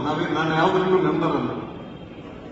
ಎಷ್ಟೋ ಜನ ತಮ್ಮ ಅಮೂಲ್ಯವಾದಂತಹ ಟೈಮು ಮತ್ತೆ ಹಣ ಎರಡೂ ಸಹ ಖರ್ಚು ಮಾಡಿಕೊಂಡು ಈ ಒಂದು ಇದಕ್ಕೋಸ್ಕರ ದುಡಿದಿದ್ದಾರೆ. ಇನ್ನು ಮುಂದಕ್ಕೂ ಸಹ ದುಡಿತಾರೆ. ಅವರೆಲ್ಲರೂ ಸಹ ಎದೆ ಮರೆ ಕಾಯಿಗಳಂತೆ ದುಡಿತಾ ಇದ್ದಾರೆ. ಈಗ ಫಾರ್ ಎಕ್ಸಾಂಪಲ್ ಅಮರ್ನಾಥ್ ಅಂತ ಇಲ್ಲಿ ಬಂದಿದ್ರಲ್ಲ, ಇಲ್ಲಿ ಬಂದು ಮಾತಾಡಿದ್ರಲ್ಲ, ಮ್ಯಾಕ್ಸಿಮಮ್ ಅಮೌಂಟ್ ಹೇಳ್ಕೊಟ್ರಿ, ಅದೇ ತರ ಇಲ್ಲೆಲ್ಲೋ ಒಬ್ರು ಕೃಷ್ಣಮೂರ್ತಿ ಅಂತ ಹೇಳಿ ಅವ್ರು ಆಚೆ ಕಡೆನೇ ಬರೋದಿಲ್ಲ, ಅಲ್ಲೆಲ್ಲೋ ಇದ್ದಾರೆ. ಹಲವಾರು ಸರ್ತಿ ಬಾಂಬೆಗೆ, ಪೂನಾಗೆ ಎಲ್ಲದಕ್ಕೂ ಹೋಗ್ಬಿಟ್ಟು ಯಾರಾದ್ರೂ ಮೀಟ್ ಮಾಡಬೇಕು, DGM ಲೆವೆಲ್ ಎಲ್ಲ ಅವ್ರನ್ನು ಸಹ ಮೀಟ್ ಮಾಡಿಬಿಟ್ಟು ಬಂದಿದ್ದಾರೆ. ಅಫ್ಕೋರ್ಸ್ ಅವ್ರನ್ನೆಲ್ಲಾನು ಸಹ ಇವರೆಲ್ಲ ಡೆಪ್ಯೂಟ್ ಮಾಡಿರೋದು, ನಾವೆಲ್ಲ ಡೆಪ್ಯೂಟ್ ಮಾಡಿರೋದು. ಯಾಕಂದ್ರೆ ಎಲ್ಲಾ ಕೆಲಸಗಳನ್ನು ಸಹ ಎಲ್ಲರೂ ಮಾಡೋದಕ್ಕೆ ಸಾಧ್ಯ ಇಲ್ಲ. ಯಾರ್ಯಾರು ಕೆಲಸ ಮಾಡಬೇಕು ಅದಕ್ಕೆ ಒಪ್ಪಿಸಬೇಕು ನಾವು. ಈ ಕೆಲಸ ನೀವು ಮಾಡಿ, ಈ ಕೆಲಸ ನೀವು ಮಾಡಿ. ಇದು ದೊಡ್ಡ ಆರ್ಗನೈಸೇಷನ್, ದೊಡ್ಡ ಕೆಲಸಗಳಿವೆ. ಅದಕ್ಕೋಸ್ಕರ ಇವರೆಲ್ಲಾನು ಸಹ ಬೇರೆಯವರು ಒಪ್ಪಿಸೋದಕ್ಕೋಸ್ಕರ ಅವರು ಡೆಪ್ಯುಟೇಷನ್ ಮೇಲೆ ಅವರು ಹೋಗ್ಬಿಟ್ಟು ಕೆಲಸಗಳು ಮಾಡ್ಕೊಂಡು ಬಂದಿದ್ದಾರೆ. ಅದರಲ್ಲಿ ಒಬ್ರು ಕೃಷ್ಣಮೂರ್ತಿ ಅಂತ ಎಲ್ಲೆಲ್ಲೋ ಇದ್ದಾರೆ, ಅವರು ಎಲ್ಲ ಹೋದ್ರೆಲ್ಲೂ ಗೊತ್ತಿಲ್ಲ. ಇನ್ನೊಬ್ರು ಅಮರ್ನಾಥ್, ಇನ್ನೊಬ್ರು ಗಿರೀಶ್ ಅಂತ ಹೇಳಿ. ಈ 3 ಜನರು ಸಹ ನಮ್ಮ ಒಂದು ಇನ್ಸ್ಟ್ರಕ್ಷನ್ಸ್ ಮೇಲೆ ನಾವು ಹೇಳಿದಂಗೆ ನಮ್ಮ ರಿಕ್ವೆಸ್ಟ್ ಮೇಲೆ ಅವರು ಕೆಲಸಗಳು ಮಾಡ್ಕೊಂಡು ಬಂದಿದ್ದಾರೆ. ಎಕ್ಸ್ಪ್ರೆಷನ್ ಆಫ್ ಇಂಟ್ರೆಸ್ಟ್ ಬರೋದಕ್ಕೆ ಹಲವಾರು ಕಾರಣಗಳಿದೆ. Not only filing of writ petition. ನಾನು ಇವನ್ನೆಲ್ಲ ರಿಕ್ವೆಸ್ಟ್ ಮಾಡ್ಕೊಡೋದು ಏನು ಅಂತಂದ್ರೆ ಫ್ಯಾಕ್ಟ್ಸ್ ಅಂಡ್ ಫಿಗರ್ಸ್ ಎಲ್ಲಾನು ಸಹ ತಮ್ಮ ಮುಂದೆ ಕರೆಕ್ಟ್ ಆಗಿ ಇಡಬೇಕು ಅಂತಂದ್ರೆ ಈಗ ಕೃತಜ್ಞತೆ ಅನ್ನೋದು ಮಾನವರಲ್ಲಿ ತುಂಬಾ ಕಡಿಮೆ ಆಗ್ತಾ ಇದೆ. ಈಗ ಕೃತಜ್ಞತೆ ಅನ್ನೋದನ್ನು ನಾವು ಹೇಳ್ಕೊಳ್ಬೇಕು, ಎಕ್ಸ್ಪ್ರೆಸ್ ಮಾಡಬೇಕು, ಅದನ್ನು ತಿಳಿಸಬೇಕು. ಅದಕ್ಕಿಂತ ಜಾಸ್ತಿ ನಾವೇನು ಮಾಡಬೇಕಾಗಿಲ್ಲ. ಸೊ ಯಾರಾದ್ರೂ ಒಳ್ಳೆ ಕೆಲಸ ಮಾಡಿದ್ರೆ ಅದು ಮಾಡಿದ್ದ ಹೇಳೋದು ನಮ್ಮೇನು ತಪ್ಪಿಲ್ಲ. ಸೊ ಅದೊಂದು ನಾನು ಬಯಸ್ತೇನೆ. ಇಲ್ಲಿ ಒಂದು ಹೇಳ್ತೀನಿ ನೋಡಿ, ಅಮರನಾಥ್ ಅವ್ರು ಹೇಳಿದ್ರು, ಇವತ್ತು ನಾವೆಲ್ಲ ಇಲ್ಲಿ ಸೇರಿದ್ದೀವಿ ಅಂತಂದ್ರೆ ಒಂದು ಮುಖ್ಯ ಕಾರಣ ನಾನು ಹೇಳ್ತೇನೆ. ನಮ್ಮ ಸೊಸೈಟಿಗಳವರು 3 ವರ್ಷದ ಕೆಳಗೆ ಒಂದು ಮೀಟಿಂಗ್ ಕಾನ್ಫರ್ ಮಾಡಿದ್ರು. ಎಲ್ಲಿ? Regional institute of cooperative management ಅಲ್ಲಿ. ಅದರಲ್ಲಿ ಎಷ್ಟು ಜನ ಇಲ್ಲಿ ಬಂದಿದ್ರು ಗೊತ್ತಿಲ್ಲ ನನಗೆ. ಆ ಮೀಟಿಂಗ್ ಅಲ್ಲಿ ಎಲ್ಲಾರು ಸೇರಿಸಿದ್ದೆ ನಾನು, by the grace of god. ದೇವರು ಅವ್ರಿಗೆಲ್ಲ ಒಳ್ಳೆ ಬುದ್ಧಿ ಕೊಟ್ಟು ಎಲ್ಲ ಬಂದರು, ಎಲ್ಲರೂ ಸೇರಿದ್ರು. ಅದರಲ್ಲಿ ಒಂದು ಮೀಟಿಂಗ್ ಅಲ್ಲಿ ನಾವು ಒಂದು ರೆಸಲ್ಯೂಷನ್ ಮಾಡಿ, ಏನು ವಿ ಹ್ಯಾವ್ ಫೋರ್ಸಿಂಗ್, ಏನ್ ಬರುತ್ತೆ ಏನ್ ಬರಲ್ಲ ನಮಗೆ ಮುಂದಕ್ಕೆ ಅಂತ. ಇವತ್ತು ಲಿಕ್ವಿಡೇಷನ್ ಹೋದ್ರೆ DACC ಅಮೌಂಟ್ 230 ಕೋಟಿ ಕೊಟ್ಬಿಟ್ರೆ ನಾವು ಒಂದು ಪೈಸೆನೂ ಬರಲ್ಲ. ಅದರಿಂದ ಇದನ್ನು ರಿವೈವ್ ಮಾಡೋದಕ್ಕೋಸ್ಕರ ಏನ್ ಮಾಡಬೇಕು, ನಾವು ನಮ್ಮ ತ್ಯಾಗ ಹೇರ್ ಕಟ್ ಅಂತ ಏನ್ ಹೇಳ್ತೀವಿ ಅದನ್ನು ಮಾಡಬೇಕು ಅಂತ ಹೇಳಿ ಎಲ್ಲಾನು ಡಿಸೈಡ್ ಮಾಡಿದ್ವಿ. ಎಲ್ಲ ಅಸೋಸಿಯೇಷನ್ಸ್ ಅವರು ಸಹ ನಾವು ಲೆಟರ್ ಕೊಡಬೇಕು ಅಂತ ತೀರ್ಮಾನ ಮಾಡಿದ್ವಿ. ಅದರ ಪ್ರಕಾರ ಸೊಸೈಟಿಗಳ ಪ್ರಕಾರ ಅವ್ರ ಪರವಾಗಿ ನೆಕ್ಸ್ಟ್ ಡೇನೇ ಒಂದು ಲೆಟರ್ ಹಾಕಿದ್ವಿ. We are ready to forgo the interest, whole interest portion. We are ready to forego certain portion of the deposit that is required, whatever it is required for the purpose of revival of the bank ಅಂತ ಹೇಳಿ letter ಕೊಟ್ಟಿದೆ. That letter we have sent it directly to the governor with a copy to the administrator. ಆದ್ರೆ ನಮ್ಮ ಗುರುರಾಜ್ ಅವರು ಒಂದು letter ಕೊಟ್ಟರು. ಆ letter administrator ಕೊಟ್ಟರು. For the best reasons note to the administration mister Ashokan he has not forwarded it to the governor. ನಮ್ಮ ಹರೀಶ್ ಅವರು had his own reservations, ಅವ್ರ ಆಫೀಸ್ ಬೇರೆಯರ್ಸ್ ಅವರು ಏನೋ ಅದಕ್ಕೋಸ್ಕರ ಅವ್ರು ಕೊಡಲಿಲ್ಲ. ಶೋಕಾಸ್ ನೋಟಿಸ್ ಕೊಟ್ಟರು. ಏನಂತ, ನಿಮ್ಮ ಬ್ಯಾಂಕಿಂಗ್ ಲೈಸೆನ್ಸ್ ಅನ್ನು ಯಾಕೆ ಕ್ಯಾನ್ಸಲ್ ಮಾಡಬಾರದು ಅಂತ ಹೇಳಿ. ಆ ಶೋಕಾಸ್ ನೋಟಿಸ್ ಅಲ್ಲಿ ಏನ್ ಹೇಳಿದ್ರು, ಸೊಸೈಟಿಗಳವರು 300 ಕೋಟಿ ನಾವು ವಿ ಆರ್ ರೆಡಿ ಟು ಫೋರ್ಗೋ ಅಂತ ಹೇಳಿ ಲೆಟರ್ ಕೊಟ್ಟಿದ್ದಾರೆ. ಆದ್ರೆ ಅದು ಸಾಲದು ಇದನ್ನು ರಿವೈವ್ ಮಾಡೋದಕ್ಕೆ ಅಂತ ಕೊಟ್ಟರು. ಆವಾಗಲೇ ಬೇರೆ ಅಸೋಸಿಯೇಷನ್ಗಳು ಸಹ ಒಂದು ಲೆಟರ್ ಕೊಟ್ಟಿದ್ದಿದ್ರೆ ಆ ಶೋಕಾಸ್ ನೋಟಿಸ್ ನಮಗೆ ಬರ್ತಾ ಇರಲಿಲ್ಲ. ಆ ಶೋಕಾಸ್ ನೋಟಿಸ್ ಅನ್ನು ಮತ್ತೆ ಕೋರ್ಟ್ ಅಲ್ಲಿ ಚಾಲೆಂಜ್ ಮಾಡಿದ್ದಾಯ್ತು. ಸೊ ಬ್ಯಾಂಕಿಂಗ್ ಲೈಸೆನ್ಸ್ ಕ್ಯಾನ್ಸಲ್ ಮಾಡಿದಂಗೆ ಸ್ಟೇ ತಗೊಂಡಿದ್ದಾಯ್ತು. ಅದೆಲ್ಲ ಮಾಡಿದ್ವಿ ಸೊಸೈಟಿಗಳವರು ಅವರು ಫೈಲ್ ಮಾಡಿರೋ 2 ರಿಟ್ ಪಿಟಿಷನ್ಗಳಲ್ಲಿ ಸ್ಟೇ ಕೊಟ್ಟಿರೋದು. ಅದಕ್ಕೋಸ್ಕರ ಇವೆಲ್ಲಾನು ಸಹ ಕೆಲವು ಫ್ಯಾಕ್ಟ್ಸ್ ಅನ್ನು ಕರೆಕ್ಟ್ ಆಗಿ ತಮ್ಮ ಮುಂದೆ ಇರಬೇಕು ಅಂತ ಅನಿಸಿ ನಾನು ಇಡ್ತಾ ಇದ್ದೇನೆ. Whatever it may be, every one of you may be doing some kind of thing for revival of the bank. Pray ಮಾಡ್ತಾ ಇದ್ದೀನಿ ನೀವು, ಅಟ್ಲೀಸ್ಟ್ ಅದನ್ನು ಸಹ ಒಂದು ಸಹಾಯ ಮಾಡಿದಂಗೆ, ಅಳಿವು ಸೇವೆ ಇದ್ದಂಗೆ. ನೀವು ಗುರುರಾಜೇಂದ್ರನ್ನೇ ಪ್ರೇ ಮಾಡಿ ನಮ್ಮ ಬ್ಯಾಂಕ್ ರಿವೈವ್ ಮಾಡಿ ಅಂತ ಹೇಳಿ ಪ್ರೇ ಮಾಡಿದ್ರು, ಅದನ್ನು ಸಹ ಒಂದು ಕೈಯಲ್ಲಿ ನೀವು ಸಹಾಯ ಮಾಡಿದಂಗೆ ಇರ್ತಾರೆ. ಅದಕ್ಕೋಸ್ಕರ ಎಲ್ಲಾರ್ಗೂ ಸಹ ಇದರ ಹಸ್ತ ಇದೆ, ಎಲ್ಲರೂ ಮಾಡ್ತಾ ಇದ್ದೀವಿ. ದೇವರ ದಯೆಯೂ ಸಹ ಇದೆ ಅಂತ ಹೇಳಿ ನನಗನ್ಸುತ್ತೆ, ನಾನು ನಂಬಿದ್ದೀನಿ. ಈ ಒಂದು ಪರಿಸ್ಥಿತಿಯಲ್ಲಿ ನಮ್ಮನ್ನೆಲ್ಲರೂ ಸಹ ರೆಸ್ಕ್ಯೂ ಮಾಡ್ತಾರೆ ದೇವರು ಅಂತ ನಂಬ್ಕೊಂಡಿದ್ದೀವಿ. ಒಂದು 2-3 ತಿಂಗಳು ಈಗ ಒಂದು ಹೇಳ್ತೀನಿ ನಾನು. ಇದಕ್ಕೆ ಮುಂಚೆ ಈ ಪೈಲಟ್ಗಳು, ವಿಮಾನದಲ್ಲಿ ಪೈಲಟ್ಗಳು ಇರ್ತಾರಲ್ಲ, ಪೈಲಟ್ಗಳೆಲ್ಲಾನು ಸಹ ಪ್ರತಿಯೊಬ್ಬರೂ ಸಹ ಟ್ರೈ ಮಾಡಿದ್ರು ಒಂದು ಡೈರೆಕ್ಷನ್ ತಗೋಬೇಕು ಅಂತ ಹೇಳಿ. ಎಷ್ಟೋ ಜನ ಟ್ರೈ ಮಾಡಿದ್ರು. ಆದ್ರೆ we have requested some technical persons actually to put it to autopilot mode. ಈಗ ಆಟೋ ಪೈಲಟ್ ಮೋಡ್ ಅಲ್ಲಿ ಇದೆ. ಅದಕ್ಕೋಸ್ಕರ ಯಾರೂ ಏನು ಯೋಚನೆ ಮಾಡದೆ, ಯಾರು ಏನೂ ಮಾಡದೆ ಬರ್ತಾರೆ. ಸುಮ್ಮನೆ ಇದ್ಬಿಟ್ಟು ಒಂದು 2 ತಿಂಗಳು ಕಾಯೋದು. ಕೆಲವರೆಲ್ಲ ಹೇಳ್ತಿದ್ದಾರೆ ಬೋರ್ಡ್ ಫಾರ್ಮ್ ಮಾಡ್ತಾರೆ. ಬೋರ್ಡ್ ಫಾರ್ಮ್ ಮಾಡಿದ್ರೆ ಬೋರ್ಡ್ ಅವರು ಬರ್ತಾರಲ್ಲ, ಪರ್ಟಿಕ್ಯುಲರ್ ಆಗಿ ಮಲ್ಲಾರೆಡ್ಡಿ ಅವ್ರ ಕಡೆ ಬರ್ತಾರೆ, ಅಥವಾ ಗುರುರಾಜ್ ರಾವ್ ಅವ್ರ ಕಡೆ, ಹರೀಶ್ ಅವರೆಲ್ಲ ಎತ್ಕೊಂಡು ಹೋಗ್ತಾರೆ ದುಡ್ಡೆಲ್ಲ ಅಂತಂತಾರೆ. ಅದೆಲ್ಲ ಸುಲಭ ಅಲ್ಲ. ಕೋಆಪರೇಟಿವ್ ಅಡ್ಮಿನಿಸ್ಟ್ರೇಷನ್ ಬಗ್ಗೆ ತಿಳುವಳಿಕೆ ಇರೋರು ಯಾರೂ ಸಹ ಈ ತರ ಮಾತಾಡೋದಿಲ್ಲ. ಬಿಕಾಸ್ ಯಾವಾಗ ಈಗ ಈ ಕರ್ನಾಟಕದಲ್ಲಿ 252 ಕೋಆಪರೇಟಿವ್ ಬ್ಯಾಂಕ್ಗಳಿದೆ. ಸೊಸೈಟಿಗಳೆಲ್ಲ ನಾನು ಹೇಳ್ತಿರೋದು ಕೋಆಪರೇಟಿವ್ ಬ್ಯಾಂಕ್ಗಳು obtained license from the reserve bank of India and they are running the business. Whole ಇಂಡಿಯಾದಲ್ಲಿ 1450 ಕೋಆಪರೇಟಿವ್ ಬ್ಯಾಂಕ್ಗಳಿದೆ. ಎಷ್ಟು ಬ್ಯಾಂಕ್ಗಳು ನೀವು ನೋಡ್ತಾ ಇದ್ದೀರಿ? 1450 ಬ್ಯಾಂಕ್ಸ್ ಅಲ್ಲಿ ಡಿವೈಡ್ ಆಗಿರೋ ಬ್ಯಾಂಕ್ಗಳು, ಲಿಕ್ವಿಡೇಷನ್ ಆಗಿರೋ ಬ್ಯಾಂಕ್ ಎಷ್ಟು ಬ್ಯಾಂಕ್ಗಳಿದೆ ಇಡಿಸ್ಕೋಬಹುದು. ಈ ಗುರುರಾಜೇಂದ್ರ ಬ್ಯಾಂಕ್ ಮ್ಯಾನೇಜ್ಮೆಂಟ್ ಅಲ್ಲಿ ತುಂಬಾ ಟ್ರಸ್ಟ್ ಇಟ್ಬಿಟ್ಟು ಅವರಿಗೆ ವೋಟ್ ಹಾಕಿ ಅವ್ರಿಗೆ ಗೆಲ್ಲಿಸ್ಬಿಟ್ಟು ಹಾಳು ಮಾಡಿ ಆಯ್ತು ಅಂತಂದ್ರೆ ಬರೋ ಬೋರ್ಡ್ ಅದೇ ತರ ಮಾಡುತ್ತೆ ಅಂತ ಹೇಳಿ ಅಂದ್ಕೊಳ್ಳೋಕ್ಕಾಗಲ್ಲ. There will be supervision from the reserve bank of India, there will be supervision from the RCS. ಇದೆಲ್ಲ ಇರೋದ್ರಿಂದ ಯಾರು ಏನು ಎತ್ಕೊಂಡು ಹೋಗೋದಕ್ಕಾಗಲ್ಲ, ಯಾರ ದುಡ್ಡು ಎತ್ಕೊಂಡು ಹೋಗೋದಕ್ಕಾಗಲ್ಲ ಬೋರ್ಡ್ ಬಂದ್ರು ಸಹ. ಎಕ್ಸಾಂಪಲ್ ಹೇಳ್ಬೇಕು ಅಂದ್ರೆ ಅಮಾನತ್ ಕೋಆಪರೇಟಿವ್ ಬ್ಯಾಂಕ್ ಬೋರ್ಡ್ ಇದ್ದೇ ಇದ್ದಾಗ ಅದು ರಿವೈವ್ ಆಗಲಿಲ್ಲ. ಮತ್ತೆ ಬೋರ್ಡ್ ಬಂತು, ಬೋರ್ಡ್ ಬಂದ ಮೇಲೆ ರಿವೈವ್ ಆಯ್ತು. ಬೋರ್ಡ್ ಬಂದ ಮಾತ್ರಕ್ಕೆ ರಿವೈವ್ ಆಗುವುದಿಲ್ಲ ಅಥವಾ ಇನ್ನೂ ಹಾಳಾಗುತ್ತೆ ಅಂತ ಅಂದ್ಕೊಳ್ಳೋದು ಅದನ್ನು ತಪ್ಪು. ಆದ್ರೆ ಈಗ ಸದ್ಯಕ್ಕೆ ಬೋರ್ಡ್ ಏನು ಬೇಕಾಗಿಲ್ಲ. ನಾವು ಸಹ because I do have find ಒಂದು ರಿಪಿಟಿಷನ್ ಸಪರೇಟ್, ಇವರು ಒಂದು ರಿಪಿಟಿಷನ್ ಸಪರೇಟ್ ಆಗಿ ಹಾಕಿದ್ದಾರೆ ಬೋರ್ಡ್ ಬೇಕು ಅಂತಂದ್ರೆ. ಅದಕ್ಕೆ ಟೆಕ್ನಿಕಲ್ ರೀಸನ್ಸ್ ಇದೆ. ಯಾಕೆ ಅಂತಂದ್ರೆ 5 ವರ್ಷದ ಮೇಲೆ ಅಡ್ಮಿನಿಸ್ಟ್ರೇಟರ್ ಕಂಟಿನ್ಯೂ ಮಾಡೋದಕ್ಕೆ ಯಾವುದೇ ಕಾನೂನಲ್ಲೂ ಸಹ ಸಹಾಯ ಇಲ್ಲ. ಅದು 5 ವರ್ಷ ಆದ ಮೇಲೆ ಅಡ್ಮಿನಿಸ್ಟ್ರೇಟರ್ ಏನೇ ಕೆಲಸ ಮಾಡಿದ್ರು ಸಹ ಕಾನೂನು ಬಾಹಿರ. ಅವ್ರು ಏನೇ ಕೆಲಸ ಮಾಡಿದ್ರು ಯಾವ್ದಾದ್ರು ಸೈನ್ ಹಾಕಿದ್ರು ಸಹ ಕಾನೂನು ಬಾಹಿರ. ಆದ್ರೂ ನಾವು ಅಲೋ ಮಾಡ್ತಿದ್ದೀವಿ. ಆಯ್ತು, ಏನೋ ಒಂದು ದಾರಿ ಇದೆ, ನೋಡೋಣ, ಒಂದೆರಡು ತಿಂಗಳು ವೆಯ್ಟ್ ಮಾಡೋಣ ಅಂತ ನಾವೇ ಟೈಮ್ ತಗೊಳ್ತಿದ್ದೀವಿ. ಆಕ್ಚುಲ್ ಆಗಿ ನಾವೇ ಹೇಳ್ತಿದ್ದೀವಿ ಕೋರ್ಟ್ಗೆ ಏನೋ ಒಂದು ಆಗ್ತಾ ಇದೆ, ಅದಕ್ಕೋಸ್ಕರ ಈ ಸದ್ಯಕ್ಕೆ ಅಡ್ಜರ್ನ್ ಮಾಡಿ ಸ್ವಾಮಿ ಅಂತ. ಈ ಮಧ್ಯೆ ಕೆಲವೆಲ್ಲ ಹೋಗ್ಬಿಟ್ಟು ಏನು ಬೋರ್ಡ್ ಇನ್ಸಿಸ್ಟ್ ಮಾಡ್ತಿದ್ದಾರೆ, ಗುರುರಾಜರಾವ್ ಬೋರ್ಡ್ ಬೇಕು ಅಂತ ಹೇಳ್ತಿದ್ದಾರೆ. ಗುರುರಾಜರಾವ್ ಅವರು ಬೋರ್ಡ್ ಅಲ್ಲಿ ಅವ್ರ ಮನುಷ್ಯನೆಲ್ಲ ತುಂಬಿಸ್ಬಿಟ್ಟು ಎಲ್ಲಾನು ಸಹ ದುಡ್ಡೆಲ್ಲ ಎತ್ಕೊಂಡು ಹೋಗ್ತಾರೆ. ಸುಳ್ಳು ಎಲ್ಲಾನು ಸಹ. ಇದನ್ನೆಲ್ಲ ಯಾರು ನಂಬಬೇಕಾಗಿಲ್ಲ. ಇವೆಲ್ಲಾನು ಈಗ ಹೇಳ್ತಿದ್ದೀನಿ ಮತ್ತೆ ಇನ್ನೊಂದ್ಸತಿ, ಈಗಿರೋ situation we are in auto pilot mode. ಯಾರು ಏನೂ ಮಾಡಬೇಕಾಗಿಲ್ಲ, ಅದಕ್ಕೆ ನಡೀತಾ ಇರ್ತದೆ. ಒಂದೇ ಒಂದು ಇನ್ಫ್ಲೂಯೆನ್ಸ್ ಮಾಡಬೇಕಾದ್ರೆ ಯಾರಿಗಾದ್ರೂ ತಾಕತ್ತಿದ್ರೆ ಅಥವಾ ಶಕ್ತಿ ಇದ್ರೆ ಏನಾದ್ರೂ ಇದ್ರೆ ಸ್ಮಾಲ್ ಫೈನಾನ್ಸ್ ಬ್ಯಾಂಕ್ ಕೊಡಬಾರ್ದು ಅಂತ ಹೇಳಿ ಈಗ ಒಂದು ಪ್ರಿನ್ಸಿಪಲ್ ಆಗಿ ಒಂದು ಡಿಸಿಷನ್ ತಗೊಂಡಿದೆ reserve bank.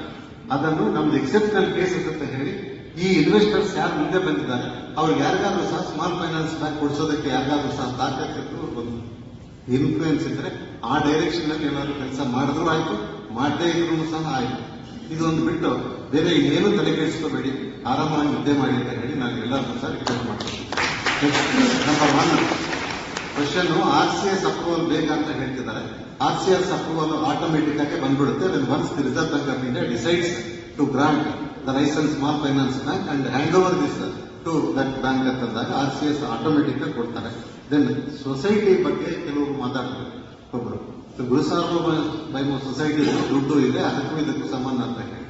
Unless Guru Raghavendra bank revise ಎಲ್ಲಾ ಸೊಸೈಟಿಗಳ ತರನೇ ಗುರು ಸಾರ್ವಭೌಮ ಸೊಸೈಟಿಗೂ ಸಹ ಇರ್ತದೆ. ನಾವೆಲ್ಲ ಸಹ 300 ಕೋಟಿ ಸೊಸೈಟಿಗಳು ಇದ್ದೀವಿ. ನಾವು ಸಹ ಪಕ್ಷಪಕ್ಷಗಳಂತೆ ಕಾಯ್ತಾ ಇದ್ದೀವಿ. ಗುರು ಸಾರ್ವಭೌಮ ಸೊಸೈಟಿಯವರು ಸಹ ಅದೇ ತರ ಕಾಯ್ಬೇಕಾಗುತ್ತೆ.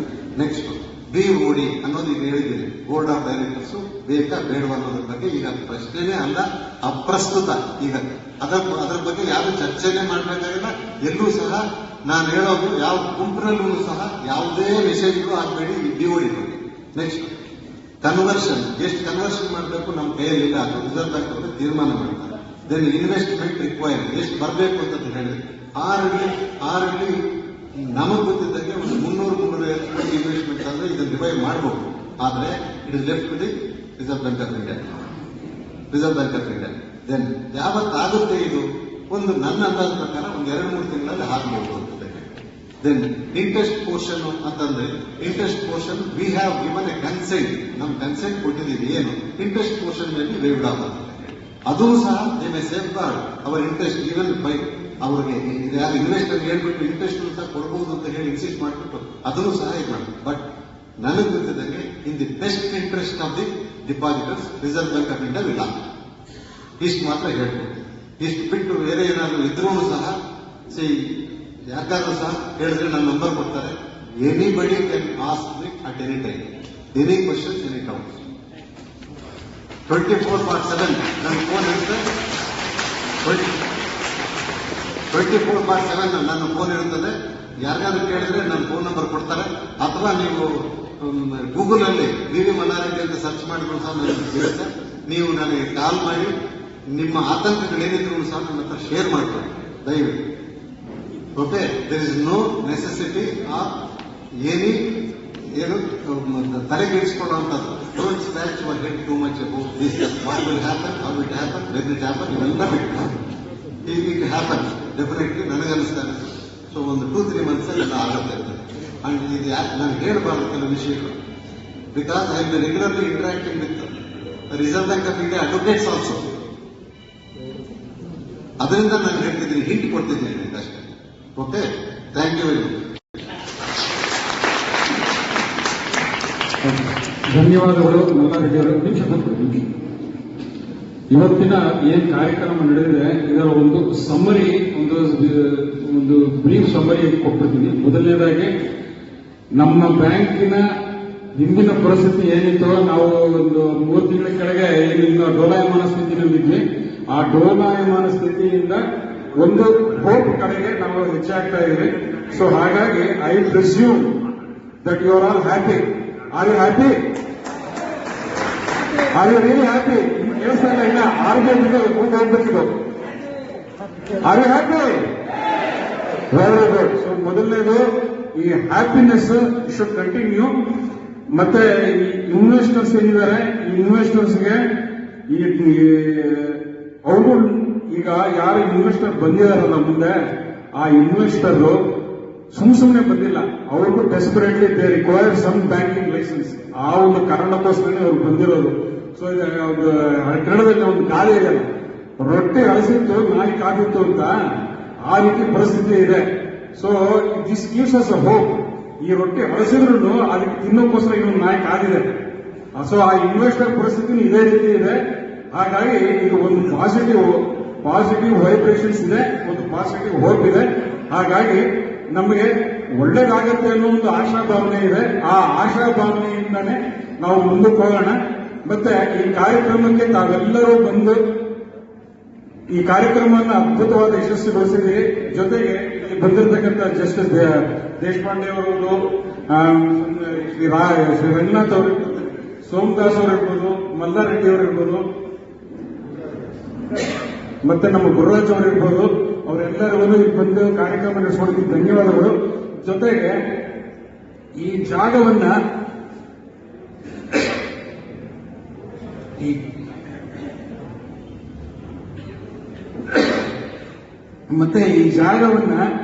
ನಮಗೆ ಈ ಕಾರ್ಯಕ್ರಮ ನಡೆಸ್ಕೊಡೋದಕ್ಕೆ ಕೊಟ್ಟಂತ ಈ ಕ್ಷೇತ್ರದ ಶಾಸಕರು ಮತ್ತೆ ಈ ಚೌಲ್ಟ್ರಿ ಅವ್ರಿಗೂ ಧನ್ಯವಾದಗಳನ್ನು ಒಪ್ಪಿಸ್ತಾ, ಮತ್ತೆ ತಾವೆಲ್ಲರೂ ಸಾಕಷ್ಟು ಜನ ಈ ಕಾರ್ಯಕ್ರಮಕ್ಕೆ ಅನುಮಾನ ಧನ ಸಹಾಯ ಮಾಡಿದರೆ ಅವ್ರಿಗೆಲ್ಲರಿಗೂ ಹೃತ್ಪೂರ್ವಕವಾಗಿ ಧನ್ಯವಾದಗಳನ್ನು ಅರ್ಪಿಸುತ್ತಾ ಈ ಕಾರ್ಯಕ್ರಮವನ್ನು ಕೊನೆಗೊಳಿಸ್ತಾ ಇದ್ದೀವಿ. ತಾವೆಲ್ಲರೂ ಬಂದು ಕಾರ್ಯಕ್ರಮ ಯಶಸ್ವಿಗೊಳಿಸಿದ್ದಕ್ಕೆ ತಮಗೆ ಹೃತ್ಪೂರ್ವಕವಾದಂತಹ ಧನ್ಯವಾದಗಳು. ಜೈ ಹಿಂದ್, ಜೈ ಕರ್ನಾಟಕ ಮಾತೆ, ಜೈ ಗೋಪಾಲ್.